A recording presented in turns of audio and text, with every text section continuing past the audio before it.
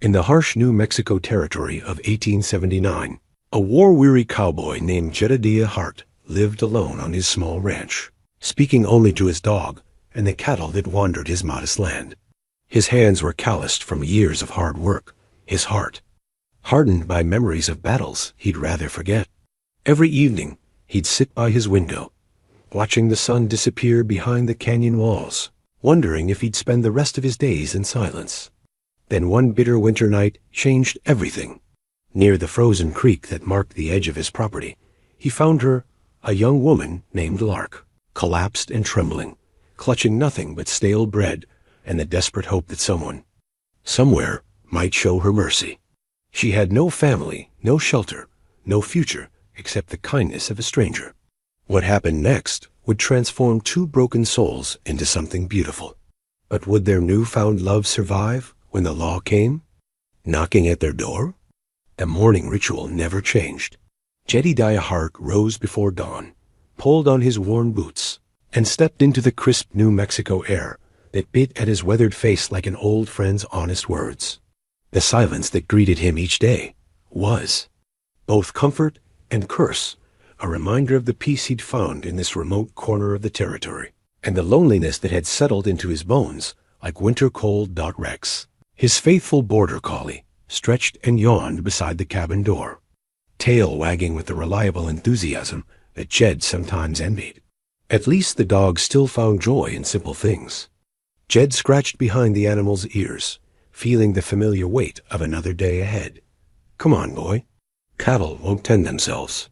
His voice sounded strange in the morning stillness, rougher than he remembered from the days when he'd had reason to use it regularly. That was 7 years ago now, when he'd first arrived in Socorro County with nothing but a horse, a dog, and memories he'd rather forget.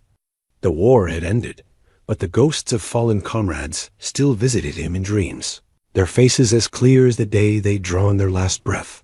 The ranch, if you could call his modest spread that, consisted of 40 acres of scrubland bordered by red canyon walls and a seasonal creek that ran year-round thanks to the mountain snows. He'd built the cabin himself, nothing fancy, just sturdy pine logs chinked with adobe mud, a stone fireplace that drew well, and 2 rooms that felt enormous after years of sleeping in army tents. His cattle, a small herd of 30 head, were hardy beasts that thrived on the sparse grass and sage.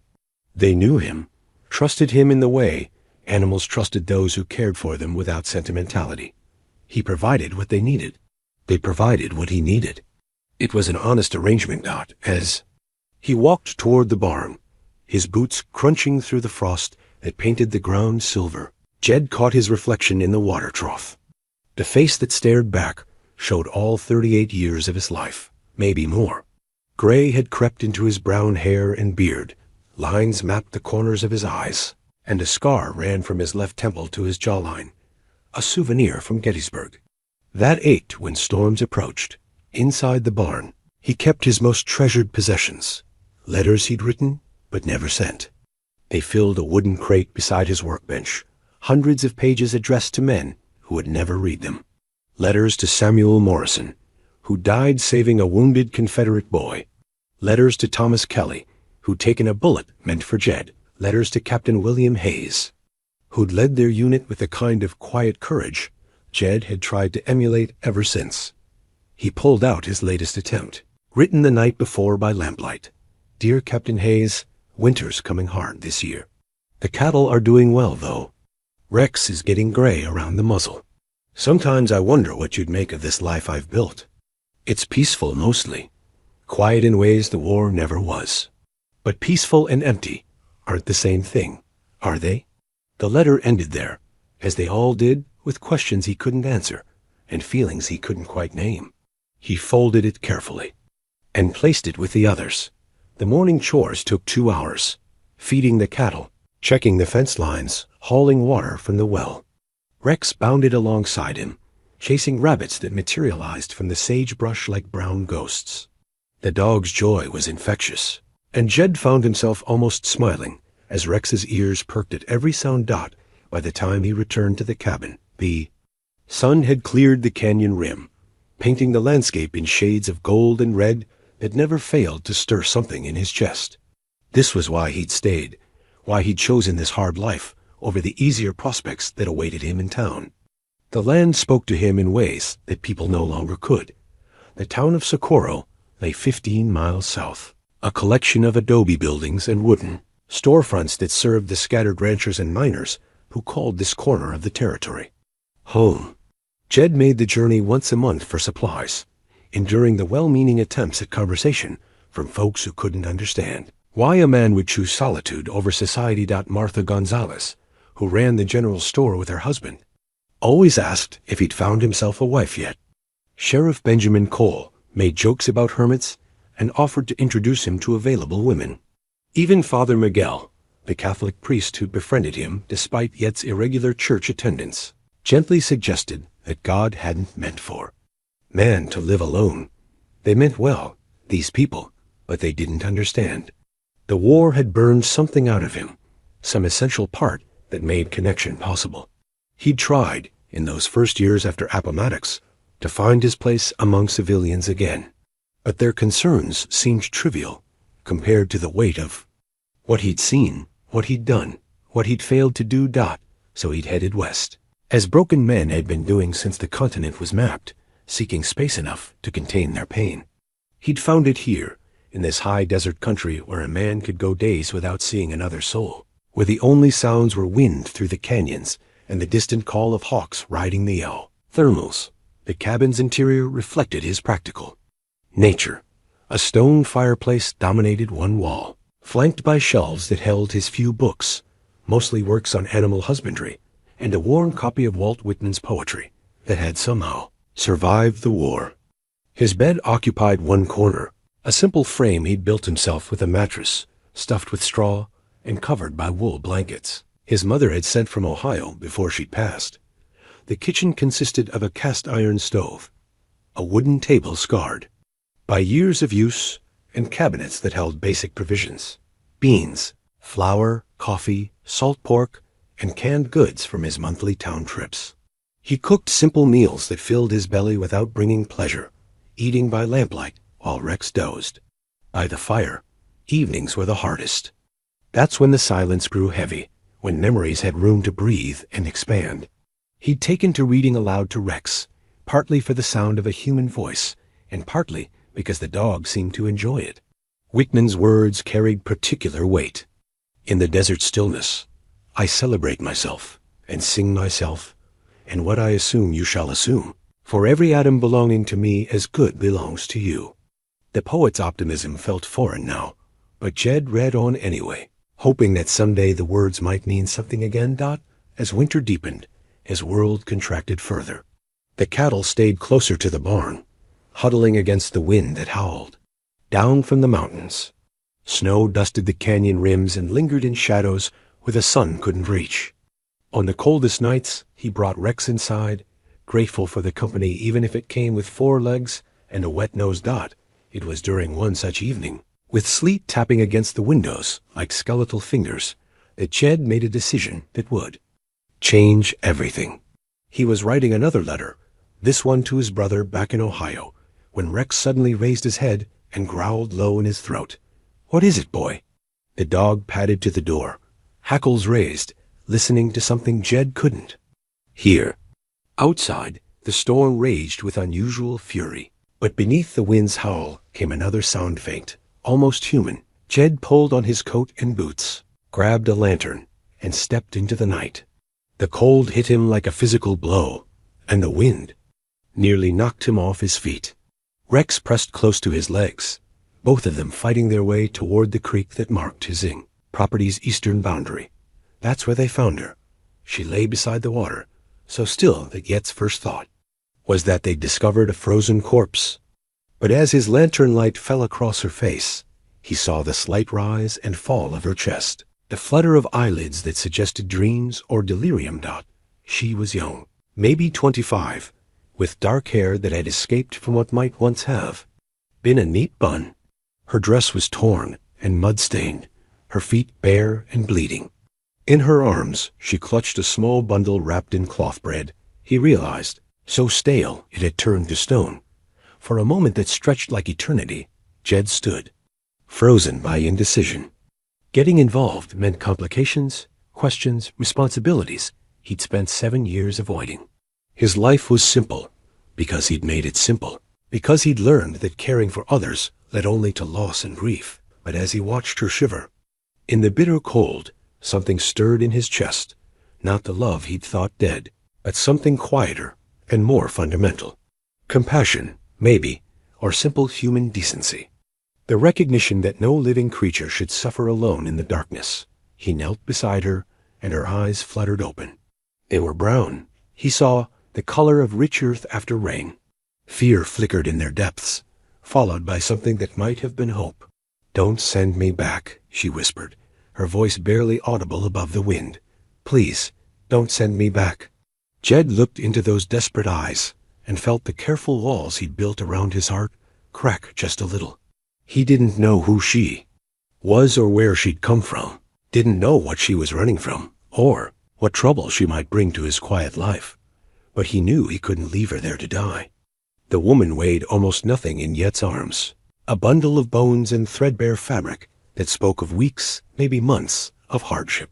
As he carried her toward the cabin, Rex trotting anxiously beside them, her head lolled against his shoulder, and he caught the faint scent of lavender soap beneath the dirt and desperation. Someone, somewhere, had cared enough to give her that small luxury. Inside the warm cabin, Jed faced his first dilemma. His bed was the only proper place to lay her. But 7 years of solitary living had left him unpracticed in the protocols of propriety. He settled for placing her on the wooden bench near the fireplace, close enough to the heat, but far enough from impropriety to satisfy his conscience. She stirred as he built up the fire, her eyelids fluttering like moth wings against candlelight. The torn dress once, a respectable brown wool, he could see now hung loose on her thin frame. Her stockings were in tatters, her bare feet cut and swollen from walking on rocky ground. The bread she'd clutched so desperately lay on the floor where it had fallen, and Jed saw that it was indeed stale enough to break teeth. "Water," she whispered, the word cracked and desperate. He brought her a cup, supporting her head as she drank, with the careful greed of someone who'd known real thirst. When she'd had enough, she sank back against the bench, studying his face with those earth-brown eyes. "You're real," she said, as if she'd been dreaming so long she'd forgotten the difference. "Real enough." Jed pulled a chair closer, keeping distance between them, but staying near enough to help if she needed it. "What's your name, Lark?" The answer came without hesitation, but something in her eyes suggested it might not be the whole truth. Lark ... Meadows. The pause before the surname told him everything he needed to know about her circumstances. She was running from something. Someone, and whatever name she'd been born with, was now a liability. "Well, Miss Meadows," he said, playing along with the fiction, because everyone deserved the dignity of their chosen identity. "I'm Jedediah Hart. This is my place." She tried to sit up straighter, wincing as her body protested. "I don't have any money to pay you. I can work, though. I'm good with animals, and I can cook, clean, mend clothes. We'll worry about that when you're strong enough to stand without." Swaying, he stood and moved to the kitchen area, pulling down a can of beef broth from his meager supplies. "When did you last eat something that wasn't hard as stone?" The question seemed to confuse her, as if the concept of regular meals had become foreign. "Days, maybe a week. I had some cheese, but it went bad in the heat." As Jed heated the broth, he found himself stealing glances at her. Even in her current state, there was something compelling about Lark Meadows, not just her physical appearance, though she was certainly pretty beneath the dirt and exhaustion, but something in her bearing. She held herself with a dignity that poverty and desperation hadn't managed to break. "The storm," she said suddenly. "How bad is it?" "Bad enough. Should blow itself out by morning, but you won't be traveling anywhere for days regardless. Not in your condition." She tensed at this, and he saw fear flicker across her features. "I can't stay. I have to keep moving." "Moving toward what?" "There's nothing east of here but 50 miles of desert, and a railroad stop that sees 1 train a week. West gets you into Apache country, and they're not feeling hospitable these days. North is all mountains and snow. South ... he shrugged. South gets you to Socorro eventually, but that's still a hard day's ride for someone on horseback and healthy. The geography lesson seemed to deflate her, and she sank back against the bench. I thought ... the map made it look closer.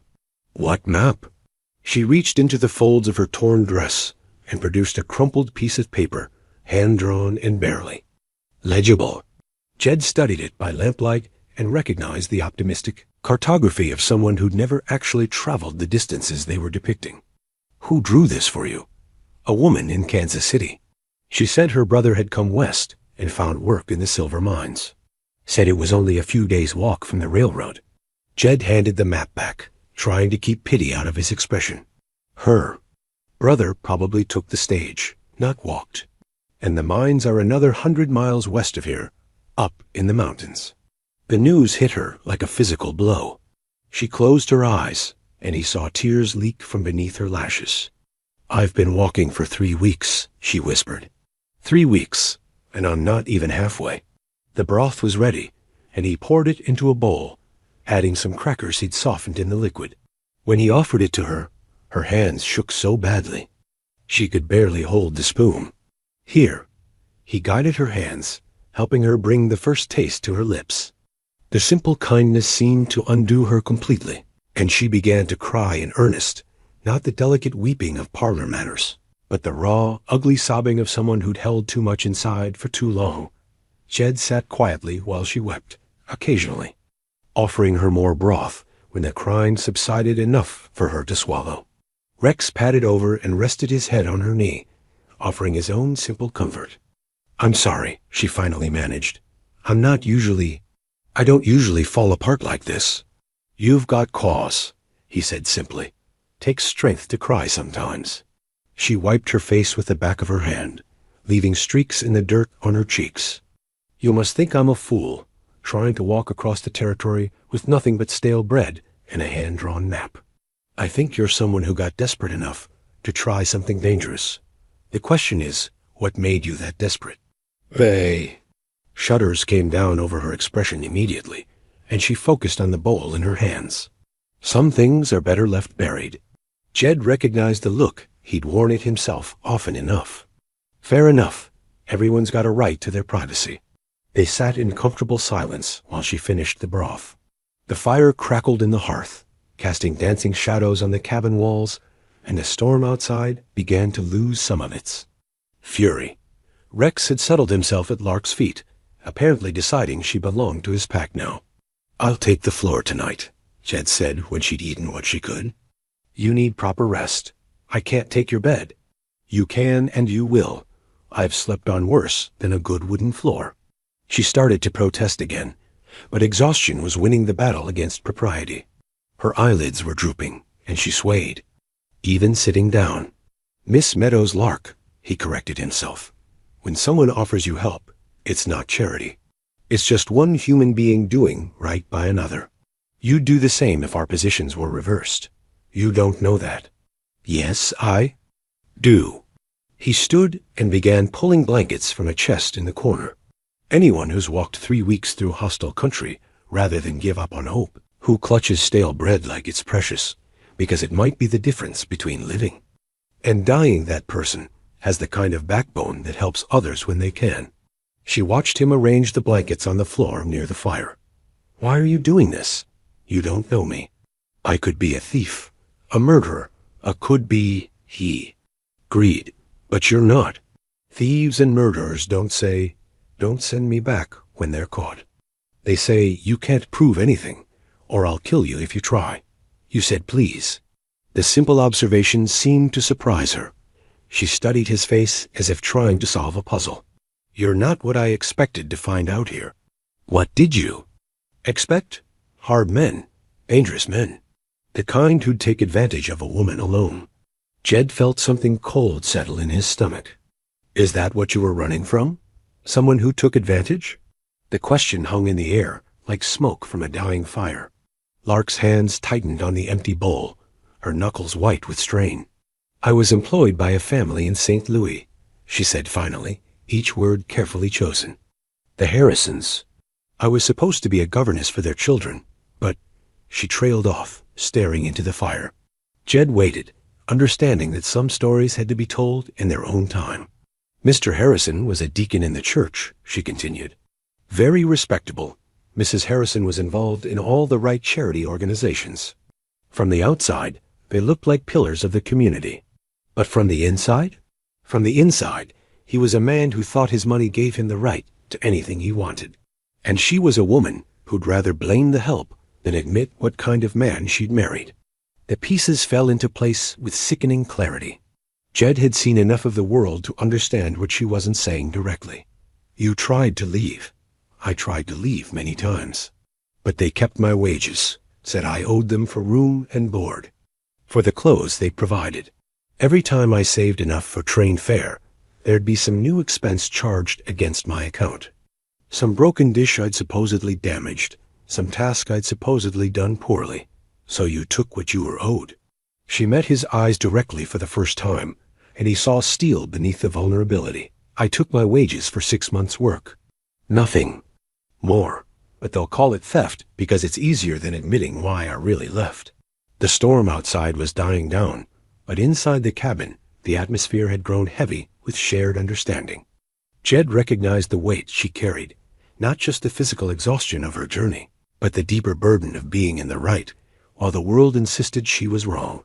They'll be looking for you, he said. Maybe, probably.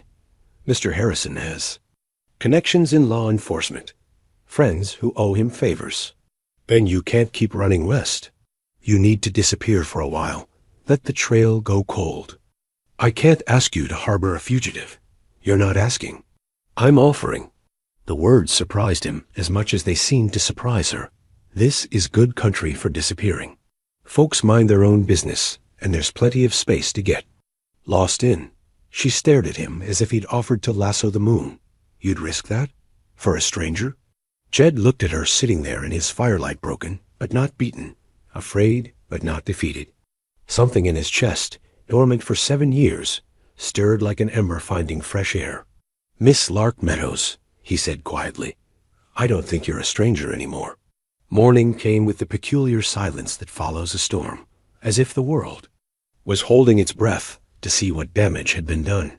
Jed woke on the floor near the dying embers of the fire, his back stiff from the hard wood, but his sleep surprisingly peaceful. For the first time in years, he hadn't dreamed of the war. Lark was still asleep in his bed, curled on her side, with one hand tucked under her cheek like a child. In the gray dawn light filtering through the cabin's single window, he could see that she was younger than he'd first thought, maybe 22 or 23. The dirt had been washed away by her tears the night before, revealing a heart-shaped face dusted with freckles across her nose.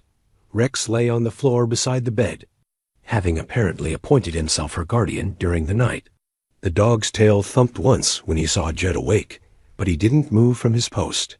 Traitor, Jed murmured fondly, pulling on his boots as quietly as possible. The morning chores couldn't wait, regardless of guests or complications. The cattle needed hay, the ice on their water trough needed breaking, and there were fence posts to check after the storm. But as he stepped outside into the crystalline air, Jed found himself moving more quietly than usual, reluctant to wake the woman sleeping in his bed. The storm had left behind a world transformed. Snow dusted the canyon rims like powdered sugar, and ice turned every puddle into a mirror that reflected the pale sky. His breath came in white puffs as he made his way to the barn, where his small herd had taken shelter during the worst of the weather. The cattle greeted him with their usual mixture of expectation and mild annoyance. They were hardy beasts bred for this harsh country, but they knew the difference between adequate care and exceptional care. This morning, perhaps influenced by the presence of another soul to care for, Jed found himself being more generous with the hay than strictly necessary. Getting soft in your old age, he told himself, but without much conviction back as he worked, his mind kept drifting back to the cabin and its unexpected occupant. In 7 years of solitude, he'd grown accustomed to the rhythms of his own company, the predictable cycle of work and rest and quiet contemplation. The presence of another person, especially a woman, disrupted that rhythm in ways both unsettling and oddly pleasant. He'd forgotten what it felt like to have someone to consider beyond himself and Rex, the simple act of moving quietly to avoid waking her, of checking twice to make sure the fire would keep burning while he was outside, reminded him of aspects of himself that had been dormant for too long. By the time he returned to the cabin, the sun had cleared the eastern canyon wall and filled the interior with golden light. Lark was awake, sitting on the edge of the bed with her feet tucked under her torn dress, watching the door with the alert stillness of someone accustomed to being ready to run. "Morning," he said, hanging his coat on the peg by the door. "How you sleep? Better than I have in weeks." She smoothed her hair back from her face, a gesture that was probably habit, but struck him as endearingly self-conscious. "I hope you weren't too uncomfortable on the floor. I've slept worse places." He moved to the stove and began building up the fire for breakfast. "You hungry?" "Starving, but I don't want to eat your food without earning it somehow." Jed paused in his work, studying her face. The fear from the night before had receded, replaced by a determined dignity that he recognized and respected. She wasn't looking for charity. She was looking for a way to maintain her self-worth while accepting help. "Well," he said slowly, "I was planning to mend some harness this morning. Work goes faster with 2 pairs of hands, if you're interested." Relief flickered across her features. "I'm very good with leather work. My father was a cobbler before. He died. He taught me to use an awl and thread before I learned to embroider. Then you're hired." He pulled eggs and bacon from his supplies, noting mentally that he'd need to make a trip to town sooner than planned. "Payment is room and board until you're strong enough to travel. Fair?" "More than fair." They settled into an easy routine over breakfast, the conversation flowing more naturally than Jed would have expected. She asked about the ranch, the cattle, the challenges of living so far from town. He found himself talking more than he had in months, describing the seasonal rhythms of the land, the personality quirks of individual animals, the satisfaction of building something with your own hands. "You love it here," she observed, watching his face as he spoke. "Wasn't sure I was capable of loving anything anymore," he admitted, then paused, surprised by his own honesty. "But yes, I suppose I do. What did you do before this?" "Before you came west?" The question hung in the air like morning mist. Jed felt the familiar tightening in his chest that came whenever the conversation approached his past. "I was a soldier," he said simply. "The war ended badly for me. Figured it was time for a change of scenery." She nodded as if she understood the weight of things left unsaid. Sometimes starting over is the only way to keep breathing. After breakfast, they moved to the barn where Yet's leather work waited. The harness had been damaged when one of his horses spooked during a thunderstorm the month before, and he'd been putting off the tedious work of repair. But with Lark's help, the task transformed from drudgery into something approaching pleasure. Her hands were small, but sure as she guided the heavy needle through the leather, her stitches even and strong. They worked mostly in comfortable silence, broken by occasional questions about technique or observations about the weather. Rex divided his attention between them, clearly torn between his loyalty to Jed and his fascination with their guest. "He's a good dog," Lark said, pausing to scratch behind Rex's ears. "How long have you had him?" "Since he was a pup.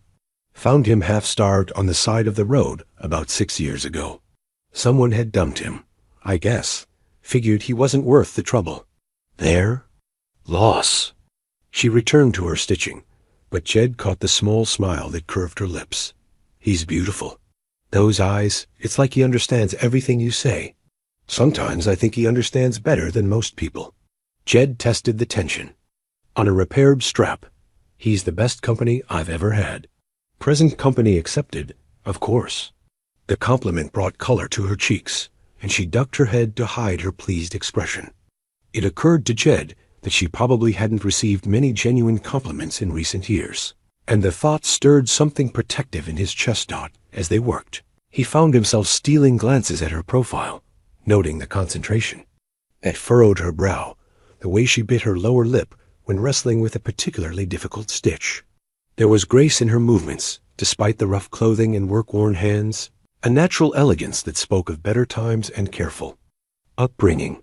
"You weren't always a governess," he said. It wasn't quite a question. No. She paused in her work, considering how much to reveal. My parents had a small shop in Illinois. Nothing grand, but we were comfortable. When they died in the influenza outbreak 3 years ago, I had to sell everything to pay their debts. The governess position was supposed to be a fresh start. But it wasn't. It was a trap dressed up as an opportunity. Her voice carried a bitter edge that spoke of hard-learned lessons. I should have known better when they offered to pay my travel expenses. Generous employers usually have generous reasons. They finished the harness repair as the sun reached its midday peak, the leather supple and strong under their combined efforts. Jed was pleased with the work, but more pleased with the easy partnership that had developed between them. They moved well together, anticipating each other's needs without constant communication. "You're handy to have around," he said as they cleaned up the tools. Most folks would have tried to rush that job, made a mess of it.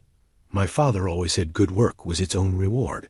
She folded the leather scraps neatly, her movements economical and precise. "He'd have liked you, I think." He believed in the value of quiet competence. Sounds like a wise man. He was. Too honest for his own good, maybe, but wise. She paused, her hands stilling on the workbench. "He used to say that character was what you did when no one was watching. You have good character, Mr. Hart." The observation caught him off guard. He wasn't accustomed to being seen, really seen, by another person. In town, he was the hermit cowboy, a figure more of curiosity than genuine interest. But Lark looked at him with clear eyes that seemed to see past the surface to something deeper. "Jed," he said. "Just Jed. Jed." She smiled, and he felt something shift in his chest, like a door opening after being locked for too long. "Thank you for letting me stay, for not asking too many questions. Everyone deserves a chance to catch their breath," he said. "Besides, Rex likes you. That's recommendation enough for me." As if summoned by his name, the dog trotted over and nudged Lark's hand with his nose. She laughed, the first genuine laugh Jed had heard from her, and the sound filled the barn like music. "I think the feeling is mutual," she said, ruffling Rex's fur. "It's been a long time since I had a friend who didn't want something from me." The comment carried more weight than she probably intended, revealing the loneliness and wariness that had shaped her recent experiences. Jed understood that feeling, the gradual erosion of trust that came from too many disappointments, too many people who saw you as useful rather than valuable. "Well," he said, "Rex and I aren't going anywhere, and neither are you until you're ready. No strings attached." She looked up at him then, and he saw something in her eyes that made his breath catch. Not just gratitude, but something warmer and more complex. Recognition, maybe, of kindred spirits finding each other in an unlikely place. "I believe you," she said quietly, "and that's a gift I hadn't expected to find out here." As they walked back to the cabin for lunch, Jed caught his reflection in the water trough again. The face that looked back at him seemed somehow different, but it had that morning softer around the edges, more alive. For the first time in 7 years, he thought about shaving off his beard, about taking more care with his appearance. The thought should have alarmed him, should have sent him reaching for the familiar walls he'd built around his heart. Instead, it filled him with something that felt suspiciously like hope. 3 days passed in a rhythm that felt both new and ancient, as if Jed and Lark were rediscovering something fundamental about human companionship that civilization had complicated. Beyond recognition, they worked together through the morning hours mending fences, tending cattle, repairing the small damages that winter inflicted on a working ranch. In the afternoons, when the day's labor was done, they found themselves drawn to the cabins. Warmth and the quiet pleasure of shared tasks, that it was during one such afternoon that Jed discovered Lark could read. He'd been puzzling over a letter from the territorial government regarding grazing rights, squinting at the official language that seemed designed to confuse rather than clarify, when she quietly appeared at his shoulder. "May I?" she asked, gesturing toward the document. He handed it over, expecting her to glance at it politely before admitting defeat. Instead, she studied it with the focused attention of someone accustomed to deciphering complex text, her lips moving slightly as she worked. through the bureaucratic maze. They're saying you need to register your water rights separately from your grazing rights, she said after a few minutes. There's a new territorial law requiring documentation of all water sources used for livestock. You have until the end of March to file the paperwork, or they can declare your creek access forfeit. Jed stared at her, then at the letter, then back at her. You got all that from this gibberish? I had to read a lot of legal documents when I was settling my parents' affairs. She set the letter down carefully, smoothing the creases with her fingertips. Officials love to use 10 words where one would do. Makes them feel important. Well, I'll be damned. He shook his head in wonder. Here I was planning to ride into town and pay the lawyer $2 just to translate this thing. Save your money. I can help you with the paperwork if you'd like. I have a fair hand with writing, and I know how to phrase things so they sound official enough to satisfy bureaucrats. It was a small thing, perhaps, but it shifted something in their arrangement. She wasn't just accepting his charity anymore. She was contributing skills he genuinely needed. The partnership felt more balanced, more like what it was becoming, rather, than what it had started as. That evening, as they worked by lamplight to complete the water rights documentation, Lark began to hum softly under her breath. The melody was unfamiliar, but beautiful, rising and falling like birdsong at dawn. Jed found himself pausing in his work to listen, charmed by this glimpse into her private world. That's a pretty tune, he said when she finished. What is it? She looked up, startled, as if she hadn't realized she'd been humming aloud. Oh, just something my mother used to sing. A lullaby, I think, though I never learned all the words. You have a lovely voice. Color rose in her cheeks. I used to sing in the church choir back home. Before ... She gestured vaguely, encompassing all the losses that had brought her to this place. Would you sing something now? Something with words? She hesitated, then reached into the pocket of her dress and withdrew a small, water-damaged book. The cover was barely legible, but Jed could make out the words Songs and Hymns in faded gold lettering. I managed to save this, she said, handling the book with the reverence reserved for precious things. It was my mother's. Most of the pages are ruined, but a few are still readable. She opened to a page near the middle, her fingers finding the familiar words despite the water stains. When she began to sing, her voice filled the cabin with a sweetness that made Rex lift his head from his place by the fire. Come, thou fount of every blessing, tune my heart to sing thy grace. Streams of mercy, never ceasing, call for songs of loudest praise. The hymn was familiar to Jed from his childhood, before the war had complicated his relationship with faith, but hearing it in Lark's clear soprano gave it new meaning. She sang not with the mechanical precision of forced devotion, but with the genuine feeling of someone who had found comfort in the words during dark times. When she finished, silence settled over the cabin like a gentle benediction. Jed found himself reluctant to break it with ordinary conversation. That was beautiful, he said finally. Your mother taught you well. She said music was prayer made audible. Lark closed the songbook carefully, her fingers lingering on the young, worn cover. I haven't sung much since she died. It felt too sad, somehow. But tonight, double quotes, tonight? Tonight it felt like gratitude instead of grief. The simple statement hit Jed with unexpected force. He understood what she meant, that subtle shift from mourning what was lost to appreciating what remained. It was a transition he'd been struggling to make himself, though he hadn't quite realized it until she put it into words. Their evening routine had begun to establish itself over the past few days. After dinner, Lark would mend clothes or darn socks, while Jed worked on small repairs or read aloud from his worn copy of Whitman. She was a good listener, occasionally asking questions about a particular passage or offering her own interpretation of the poet's meaning. He's very optimistic, she observed one evening as Jed closed the book. All this celebration of life and humanity. Do you really believe that? That people are fundamentally good? It was a question that went to the heart of everything Jed had been wrestling with since the war. He'd seen too much cruelty, too much senseless violence to maintain the easy faith of his youth. But he'd also seen acts of incredible kindness, moments of grace that shone all the brighter for their rarity. "I want to," he said honestly. "Some days I think Whitman never saw what I saw, never had to kill a boy who wasn't old enough to shave.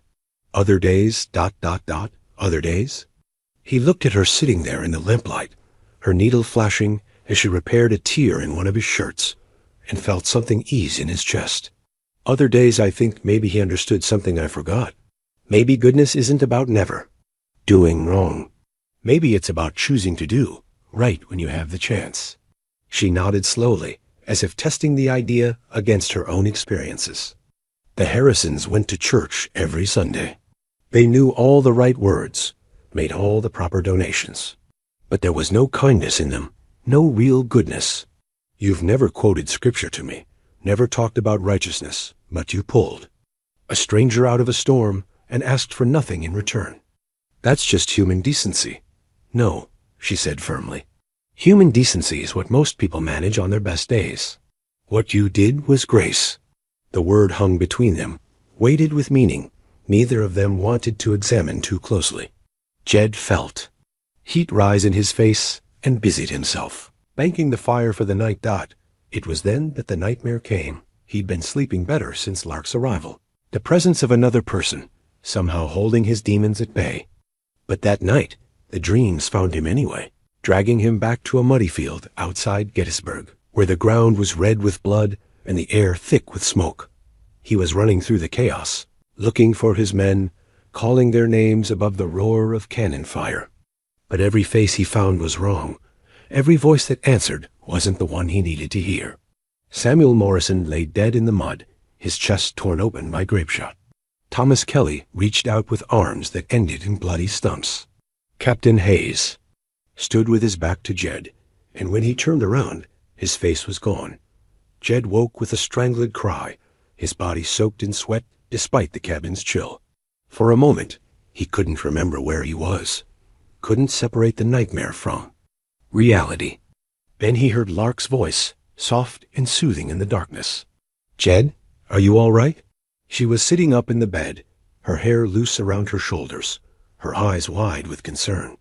Rex had moved from his place by the fire to Yet's side, whining softly as he pressed against his master's leg. "Sorry," Jed managed, his voice rough with sleep and terror. "Didn't mean to wake you." "Don't apologize." She slipped out of bed, barefoot on the cold floor, and knelt beside his makeshift bedroll. "Bad dream?"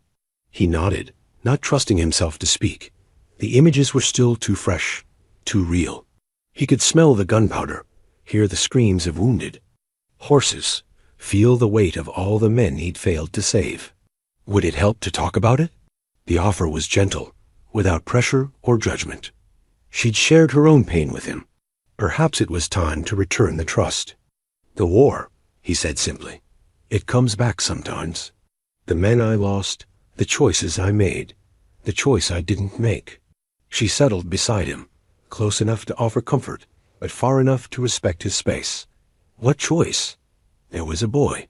Couldn't have been more than 16, wearing a Confederate uniform that was too big for him.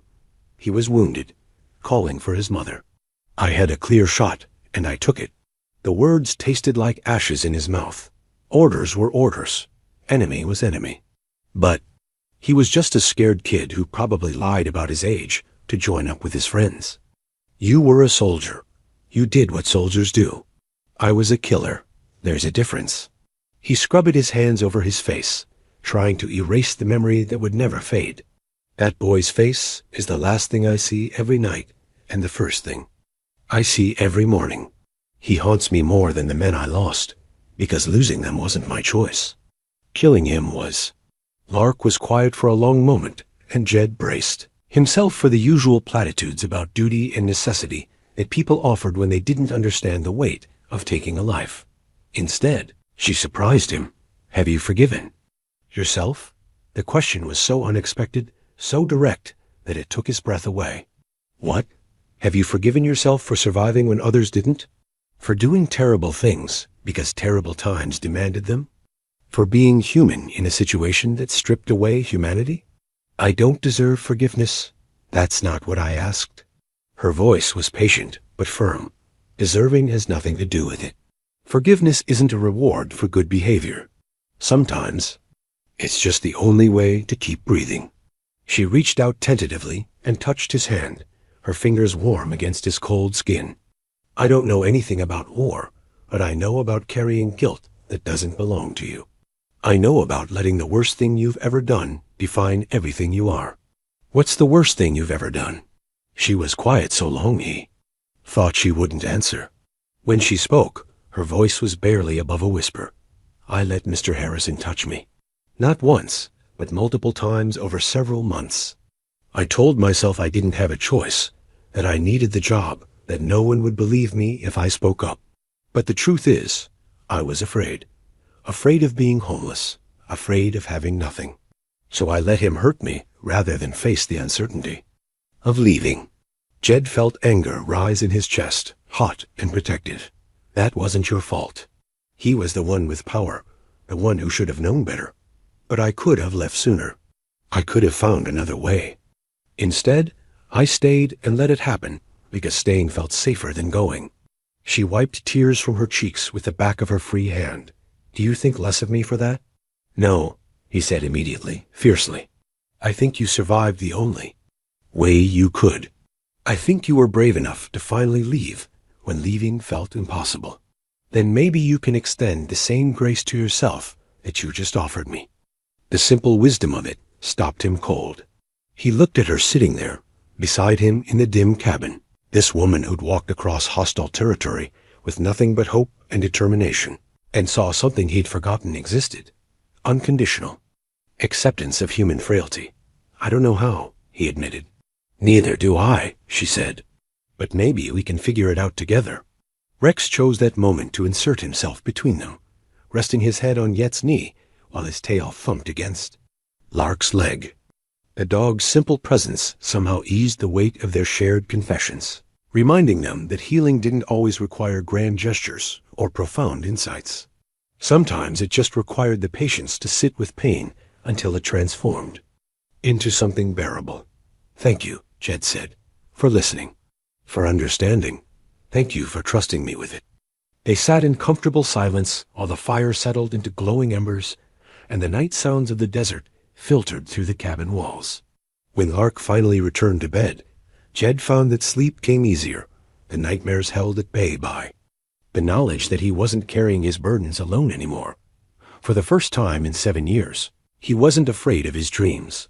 A week into their unlikely partnership, the inevitable happened. Jed needed supplies, and that meant a trip to Socorro. He'd been putting it off, reluctant to expose Lark to the scrutiny of small-town curiosity. But his coffee had run out 3 days ago, and they were down to their last can of beans. I could stay here, Lark suggested as he hitched his horse to the small wagon he used for supply runs. Keep an eye on the cattle. Make sure the fire doesn't die. Jed paused in his work, considering. The offer was practical. Someone should stay with the livestock, and it would avoid uncomfortable questions about his mysterious houseguest. But something in her tone suggested the suggestion came from anxiety rather than logic. You afraid of town folks? He asked gently. Not afraid exactly. She smoothed her skirts, a nervous gesture he'd learned to recognize. But I'm not naive either. A strange woman living with a bachelor rancher will generate talk, and talk has a way of traveling. She was right, of course. Socorro was a small community where everyone knew everyone else's business, and the arrival of an unattached woman would be noted, discussed, and probably embellished beyond recognition before sunset. Well, Jed said finally, the way I see it, we have 2 choices. We can try to hide you, which will just make folks more curious when they eventually find out about you. Or we can face the gossip head on, let people draw their own conclusions, and not give them any more fuel than necessary. What would you prefer? The question caught him off guard. In 7 years of solitude, he'd grown accustomed to making decisions based purely on his own needs and preferences. Having someone else's comfort to consider felt both foreign and surprisingly natural. I'd prefer to have you with me, he said, then felt heat rise in his face at how the words sounded. That is, I could use your help with the shopping. You know better than I do what we actually need for the cabin. She smiled at his awkwardness, but kindly. Then I guess we're going to town. A 15-mile ride to Socorro passed in comfortable conversation, with Lark pointing out details of the landscape he'd stopped noticing years ago. She had an artist's eye for beauty, finding wonder in the way morning light painted the canyon walls, the graceful flight of hawks riding the thermals, the delicate frost patterns that decorated the sagebrush. It's magnificent, she said as they crested the hill that revealed the town spread out in the valley below. So much space, so much sky. Back east, everything feels cramped and closed in by comparison.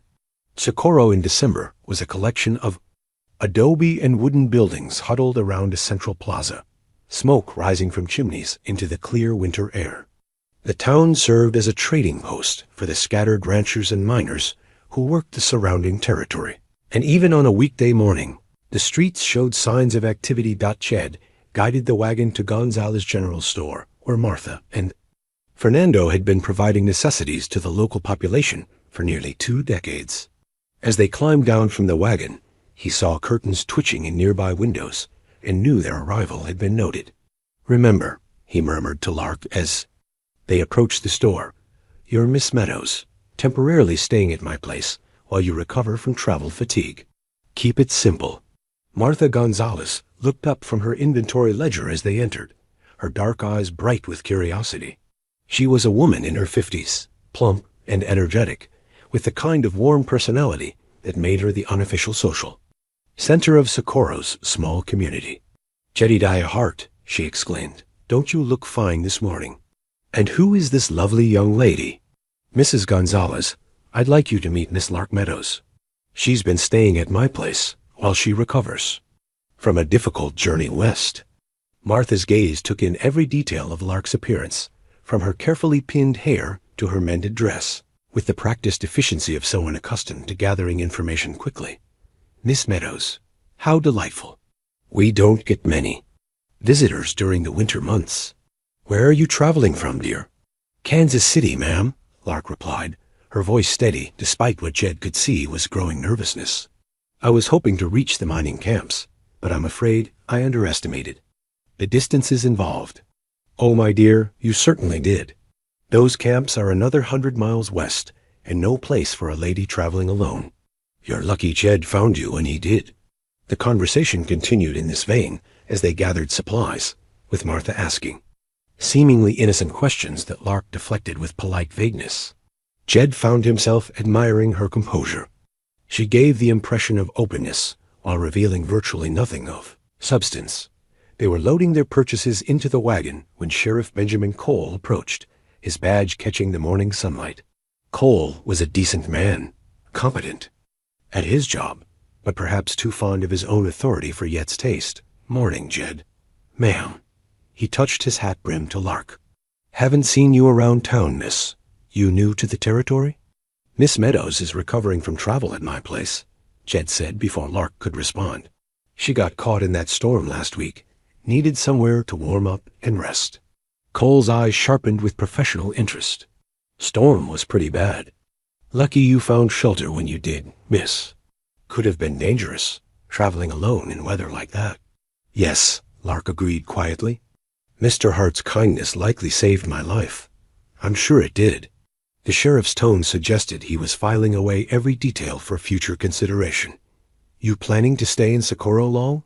"That depends on several factors," Lark replied diplomatically. "I'm still considering my options." Cole nodded, but Jed caught the speculative look in his eyes. The lawman was wondering about a woman traveling alone, questioning her story without quite accusing her of dishonesty. "Well," Cole said finally, "if you need anything official-like, you know where to find me." As they drove out of town, Jed noticed more curtains twitching, more faces peering from doorways and windows. By evening, he knew, their visit would be the subject of conversation in every household in Socorro. "That went well," Lark said once they were safely away from the town's borders. "You think so?" "The sheriff suspects something, but he doesn't. Know what? Mrs. Gonzalez is curious, but friendly. And everyone else is probably just excited to have something new to talk about." She turned to study his profile. "How long before the gossip reaches truly problematic levels?" Jed considered the question seriously. Depends on what kind of gossip it is. If folks just think you're a woman who got stranded, and I'm helping you out, that's one thing. If they start imagining more improper arrangements, ... then what? And we might have bigger problems than idle curiosity. They rode in thoughtful silence for several miles, each lost in their own concerns.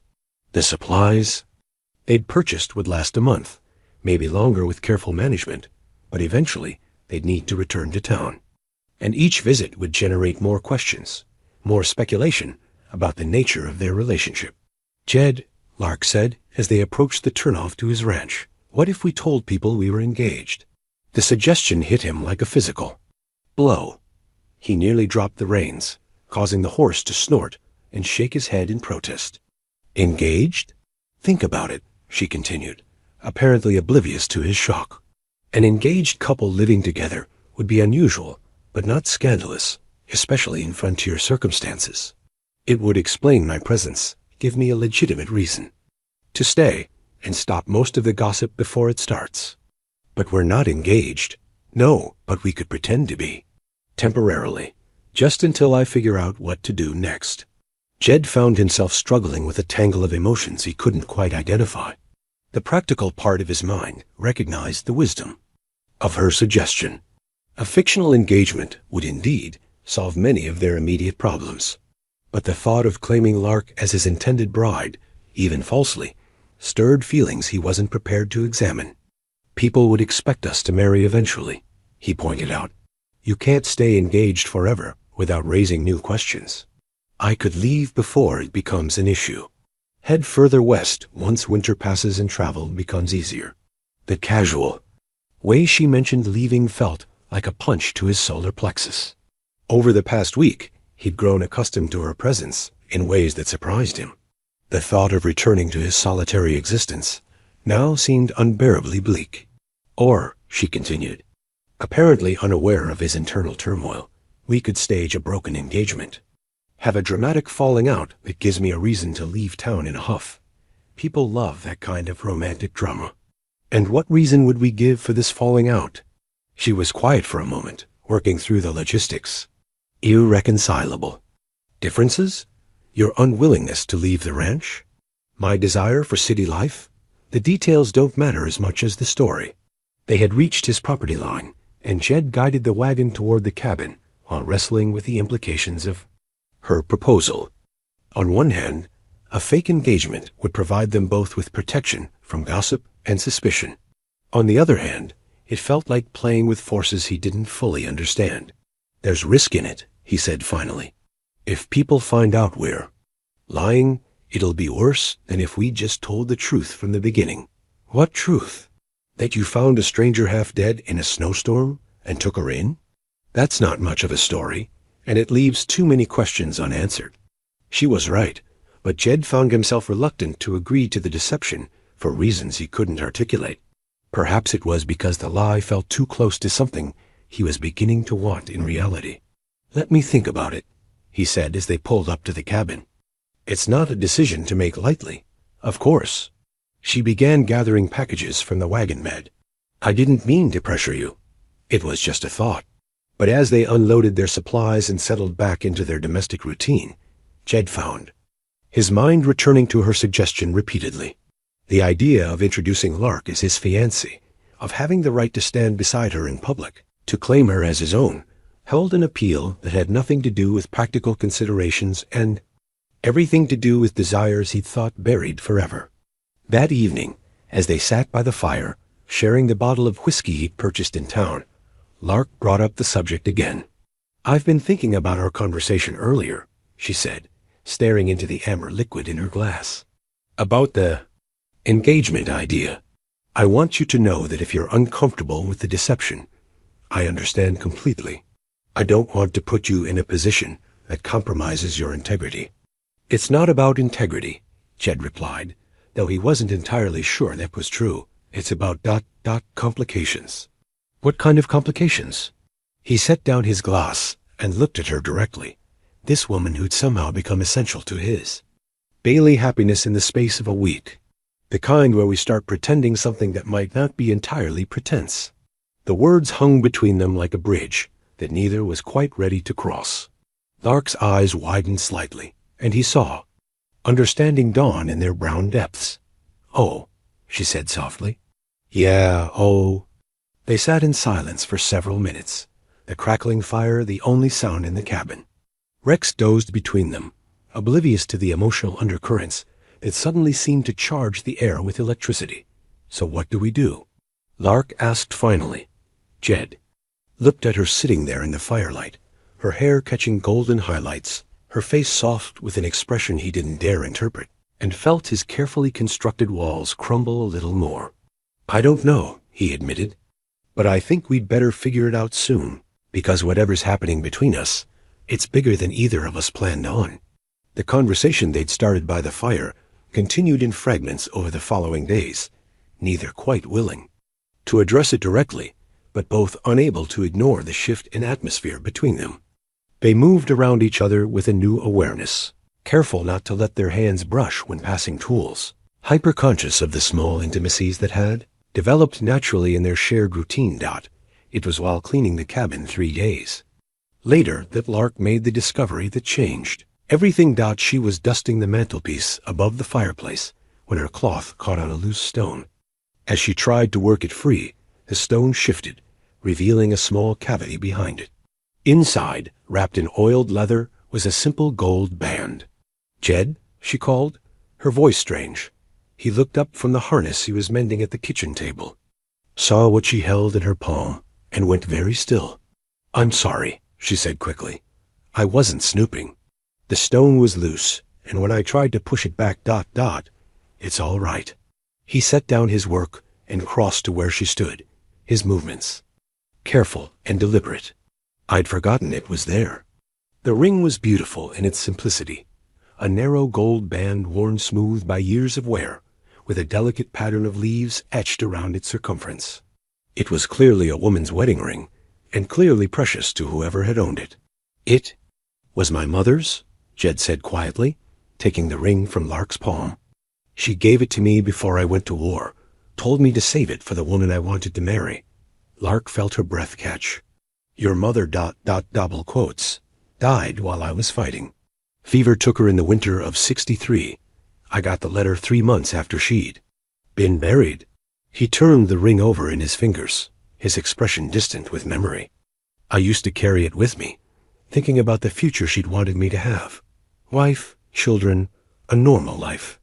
After Gettysburg, after everything went wrong, I couldn't stand to look at it anymore. But you kept it. Couldn't bring myself to throw it away either. So I hid it, figured I'd let it gather dust until I was too old to remember what hope felt like."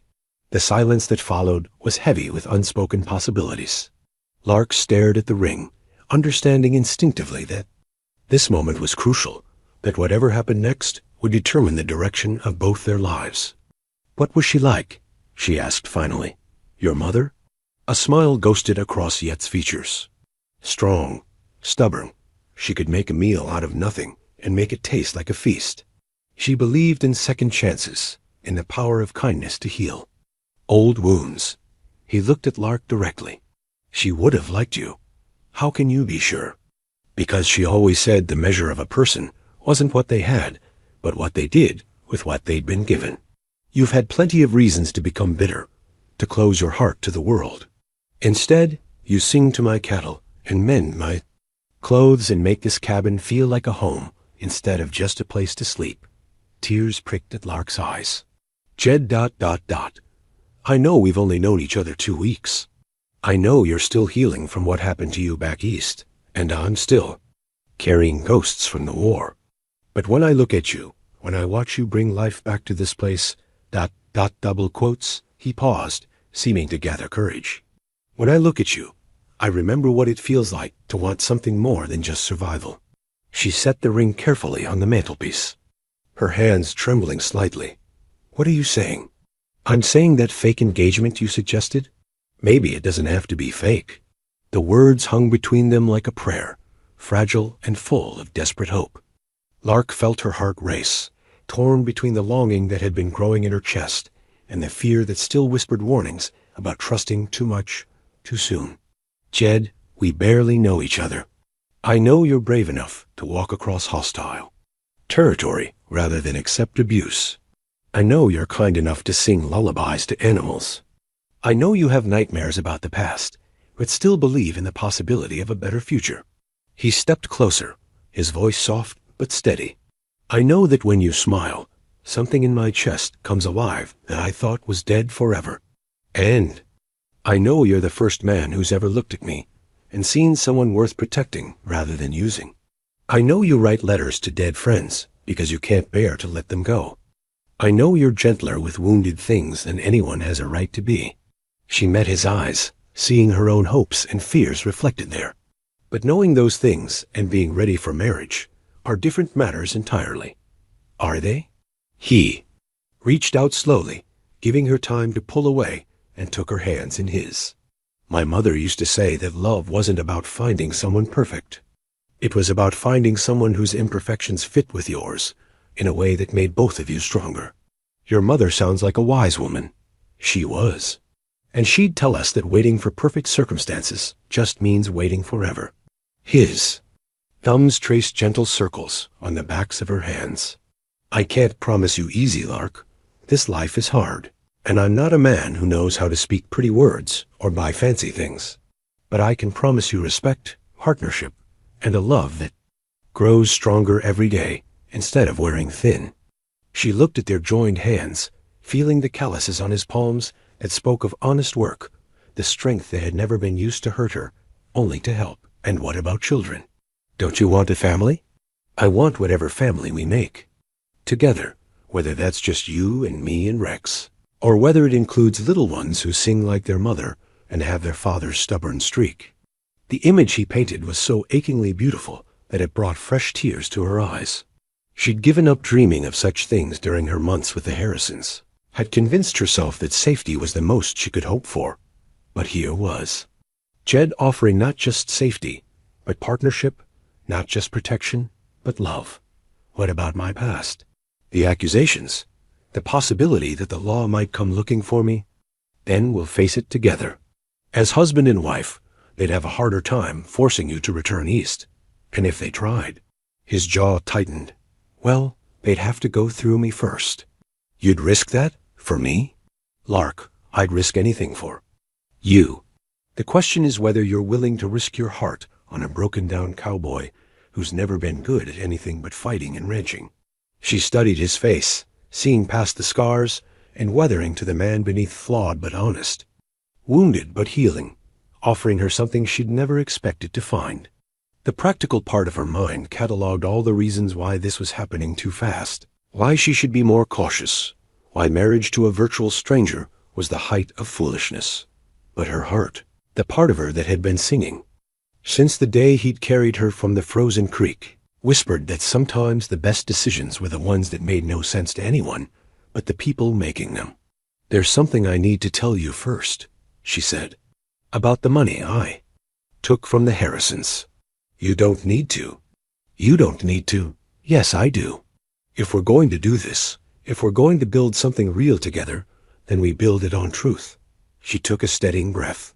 I did take money from them. $43 that represented 6 months of wages they'd refused to pay me. But that's not all. When Mr. Harrison cornered me in the pantry for the last time, when he tore my dress, and I finally fought back. She touched her cheek unconsciously. I hit him with a cast iron skillet. Hard enough to knock him unconscious. Hard enough that I thought I might have killed him. Yet's hands tightened on hers, but not in rejection. In support. Mrs. Harrison found us there, him on the floor, me standing over him with the skillet in my hands. She screamed, called me a thief and a violent criminal. Said she'd have me arrested, that no one would believe my word against theirs. Lark's voice grew stronger as she continued. So I took my wages from the household money, packed what few belongings I could carry, and ran. I don't know if he was seriously hurt. I don't know if they really reported me to the authorities. But I know that if they did, my story sounds like the desperate lies of a caught criminal. And my story sounds like the truth, Jed said firmly. Which it is. You defended yourself against a man who was assaulting you. You took only what you were owed. Anyone who thinks that makes you a criminal has never faced what you faced. But if the law comes looking, then we tell them exactly what you just told me. And if that's not enough, then we find somewhere else to build our life. There's a whole territory out here, Lark. Room enough for anyone willing to work for what they want. She looked at him, this man who'd offered her everything without hesitation, who'd listened to her darkest truth and responded with acceptance rather than judgment, and felt the last of her resistance crumble. Ask me, she whispered. What? Ask me properly. If you're going to propose marriage to a woman, she deserves to be asked properly. Understanding dawned in his eyes, followed by something that looked like joy. He released her hands and reached for the ring on the mantelpiece, then dropped to one knee on the rough wooden floor of his cabin. Miss Lark Meadows, he said, his voice formal but warm, would you do me the honor of becoming my wife? She looked down at him kneeling there, holding his mother's ring, offering her a future she'd never dared to imagine, and felt her heart expand with something too big and bright to contain. Yes, she said, laughing and crying at the same time. Yes, Jedediah Hart, I will marry you. He slipped the ring onto her finger, a perfect fit, as if it had been waiting all these years for her hand, and rose to his feet. For a moment, they stood there, suddenly shy in the face of the commitment they'd just made, uncertain how to navigate this new territory between them. Then Lark reached up and touched his cheek, feeling the rasp of his beard against her palm, and whispered, kiss me. He bent his head and brushed his lips against hers, soft and gentle, and full of promise. It was nothing like the rough pawing she'd endured from Mr. Harrison. This was reverent, asking rather than taking, giving rather than demanding. Not when they broke apart. Both were breathless. Well, Jed said, resting his forehead against hers, I guess we're engaged for real now. I guess we are. She looked down at the ring on her finger, marveling at how right it felt there. When should we marry? Soon, he said without hesitation. Before either of us has time to get sensible and change our minds. And before the next storm brings any more complications to our door. As if summoned by his words, Rex chose that moment to bound through the door, tail wagging furiously as he sensed the happiness in the room. He circled them both, barking with joy, as if he understood that his pack had just become permanent. I think Rex approves, Lark laughed, reaching down to scratch behind his ears. Rex has good judgment about people. Jed pulled her closer, marveling at how perfectly she fit against his side. Almost as good as his master. Outside, the winter wind began to pick up, promising another cold night. But inside the cabin, wrapped in each other's arms and warmed by new love, neither Jed nor Lark felt the chill. They'd found something worth more than comfort, more valuable than safety. They'd found home. 3 days into their engagement, while they were still floating in the golden haze of new love and planning their simple wedding ceremony, Sheriff Cole arrived at Yet's ranch with news that shattered their peaceful world. Like a rock through glass, Jed saw the dust cloud long before the rider came into view, and something in his gut told him this wasn't a social call. He was mending fence with Lark, their hands occasionally brushing as they worked, her engagement ring catching the afternoon sunlight. The approaching horse interrupted their comfortable rhythm and brought a tension to the air that made Rex growl low in his throat. Sheriff, Jed said as Cole reined in his mount near the fence line. Wasn't expecting company. Cole dismounted, his expression grim beneath the brim of his hat. Jed, Miss Meadows. He touched his hat to Lark, but his usual courtesy seemed strained. I'm afraid this isn't a pleasure call. Mind if I have a word with you both? Lark went very still beside Jed, her face pale as winter sky. She'd been watching the horizon for trouble since the day they'd met, and now it seemed trouble had finally found them. Of course, Jed said, though his voice carried a warning edge. What's on your mind, Ben? The sheriff reached into his saddlebag and withdrew a folded paper, yellow with travel and official seals. Got this telegram 3 days ago from a U.S. Marshal in Kansas City. Seems there's been some inquiries about a young woman matching Miss Meadows' description. Lark's hand found Yet's arm, her fingers gripping tight enough to leave marks. What kind of inquiries? Cole unfolded the paper, his weathered features creased with what might have been regret. Says here a prominent St. Louis businessman named Harrison is looking for a former employee. Woman named Elizabeth Morrison, though she might be using an assumed name. Accused of theft and assault. He looked up at Lark directly. Description. Matches you pretty well, miss. Dark hair, brown eyes, about 5'4", traveling alone westward. The silence that followed was deafening. Jed felt Lark's grip on his arm tighten further, felt her whole body tense, like a deer scenting wolves. His own mind raced through possibilities, calculations, the legal realities of territorial law enforcement. That's a common enough description, he said carefully. Could be describing half the women in the territory. Could be, Cole agreed. But how many of them showed up in the past month, traveling alone from back east, with no clear story about where they came from or where they're headed? Sheriff, Lark said, her voice steadier than Jed had expected. Are you accusing me of something? I'm not accusing anyone of anything yet, miss. I'm just asking questions that need asking. Cole folded the telegram carefully and tucked it back into his shirt pocket. The thing is, this Harrison fellow has some influential friends. Friends who can make life complicated for anyone harboring a fugitive from justice. Jed stepped slightly forward, putting himself between Cole and Lark. Ben, you've known me for 7 years. Have I ever given you cause to doubt my word? No, you haven't. That's why I'm here talking, instead of just arresting her based on the description. Cole's expression softened slightly. I like you, Jed. You're a good man who minds his own business and pays his debts. That's why I'm hoping you can help me understand why a woman matching a wanted criminal's description just happened to end up at your isolated ranch. Because she was half dead from cold and exhaustion, and I'm not the kind of man who leaves folks to die in storms. Yet's voice carried the ring of absolute truth. You want to know her story, Ben? Her name is Lark Meadows. She was working as a governess for a family that treated her badly, and when she tried to leave, they made up charges to keep her trapped. She came west looking for a fresh start, same as half the people in this territory.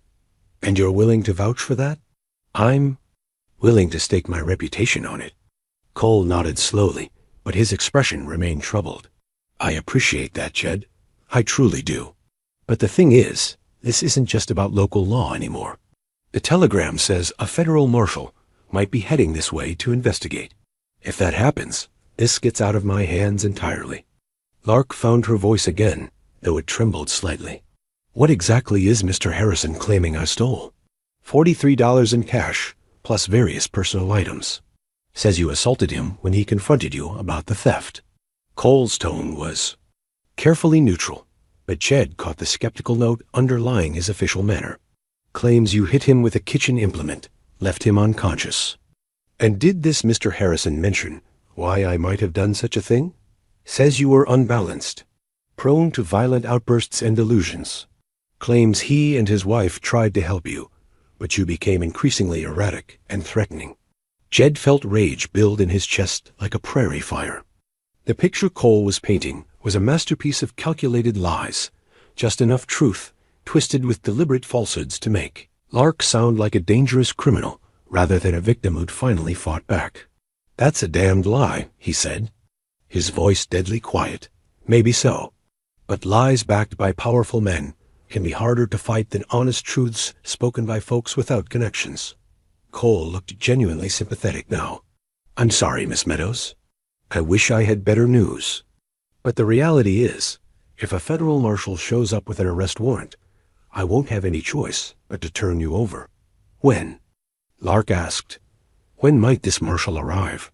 Could be days, could be weeks.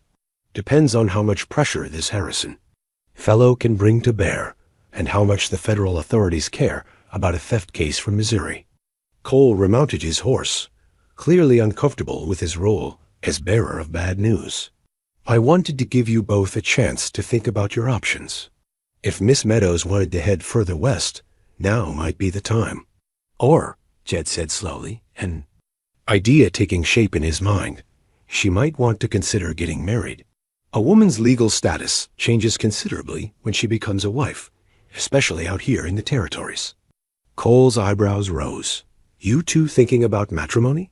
We're engaged, Lark said, lifting her hand to show the ring. We've been planning a ceremony. Well, I'll be damned. Cole actually smiled for the first time since his arrival. Congratulations. To you both. When's the wedding? Soon, Jed said firmly. Very soon. Might be wise to make it sooner rather than later, Cole agreed. A married woman has certain protections under territorial law that an unmarried one doesn't.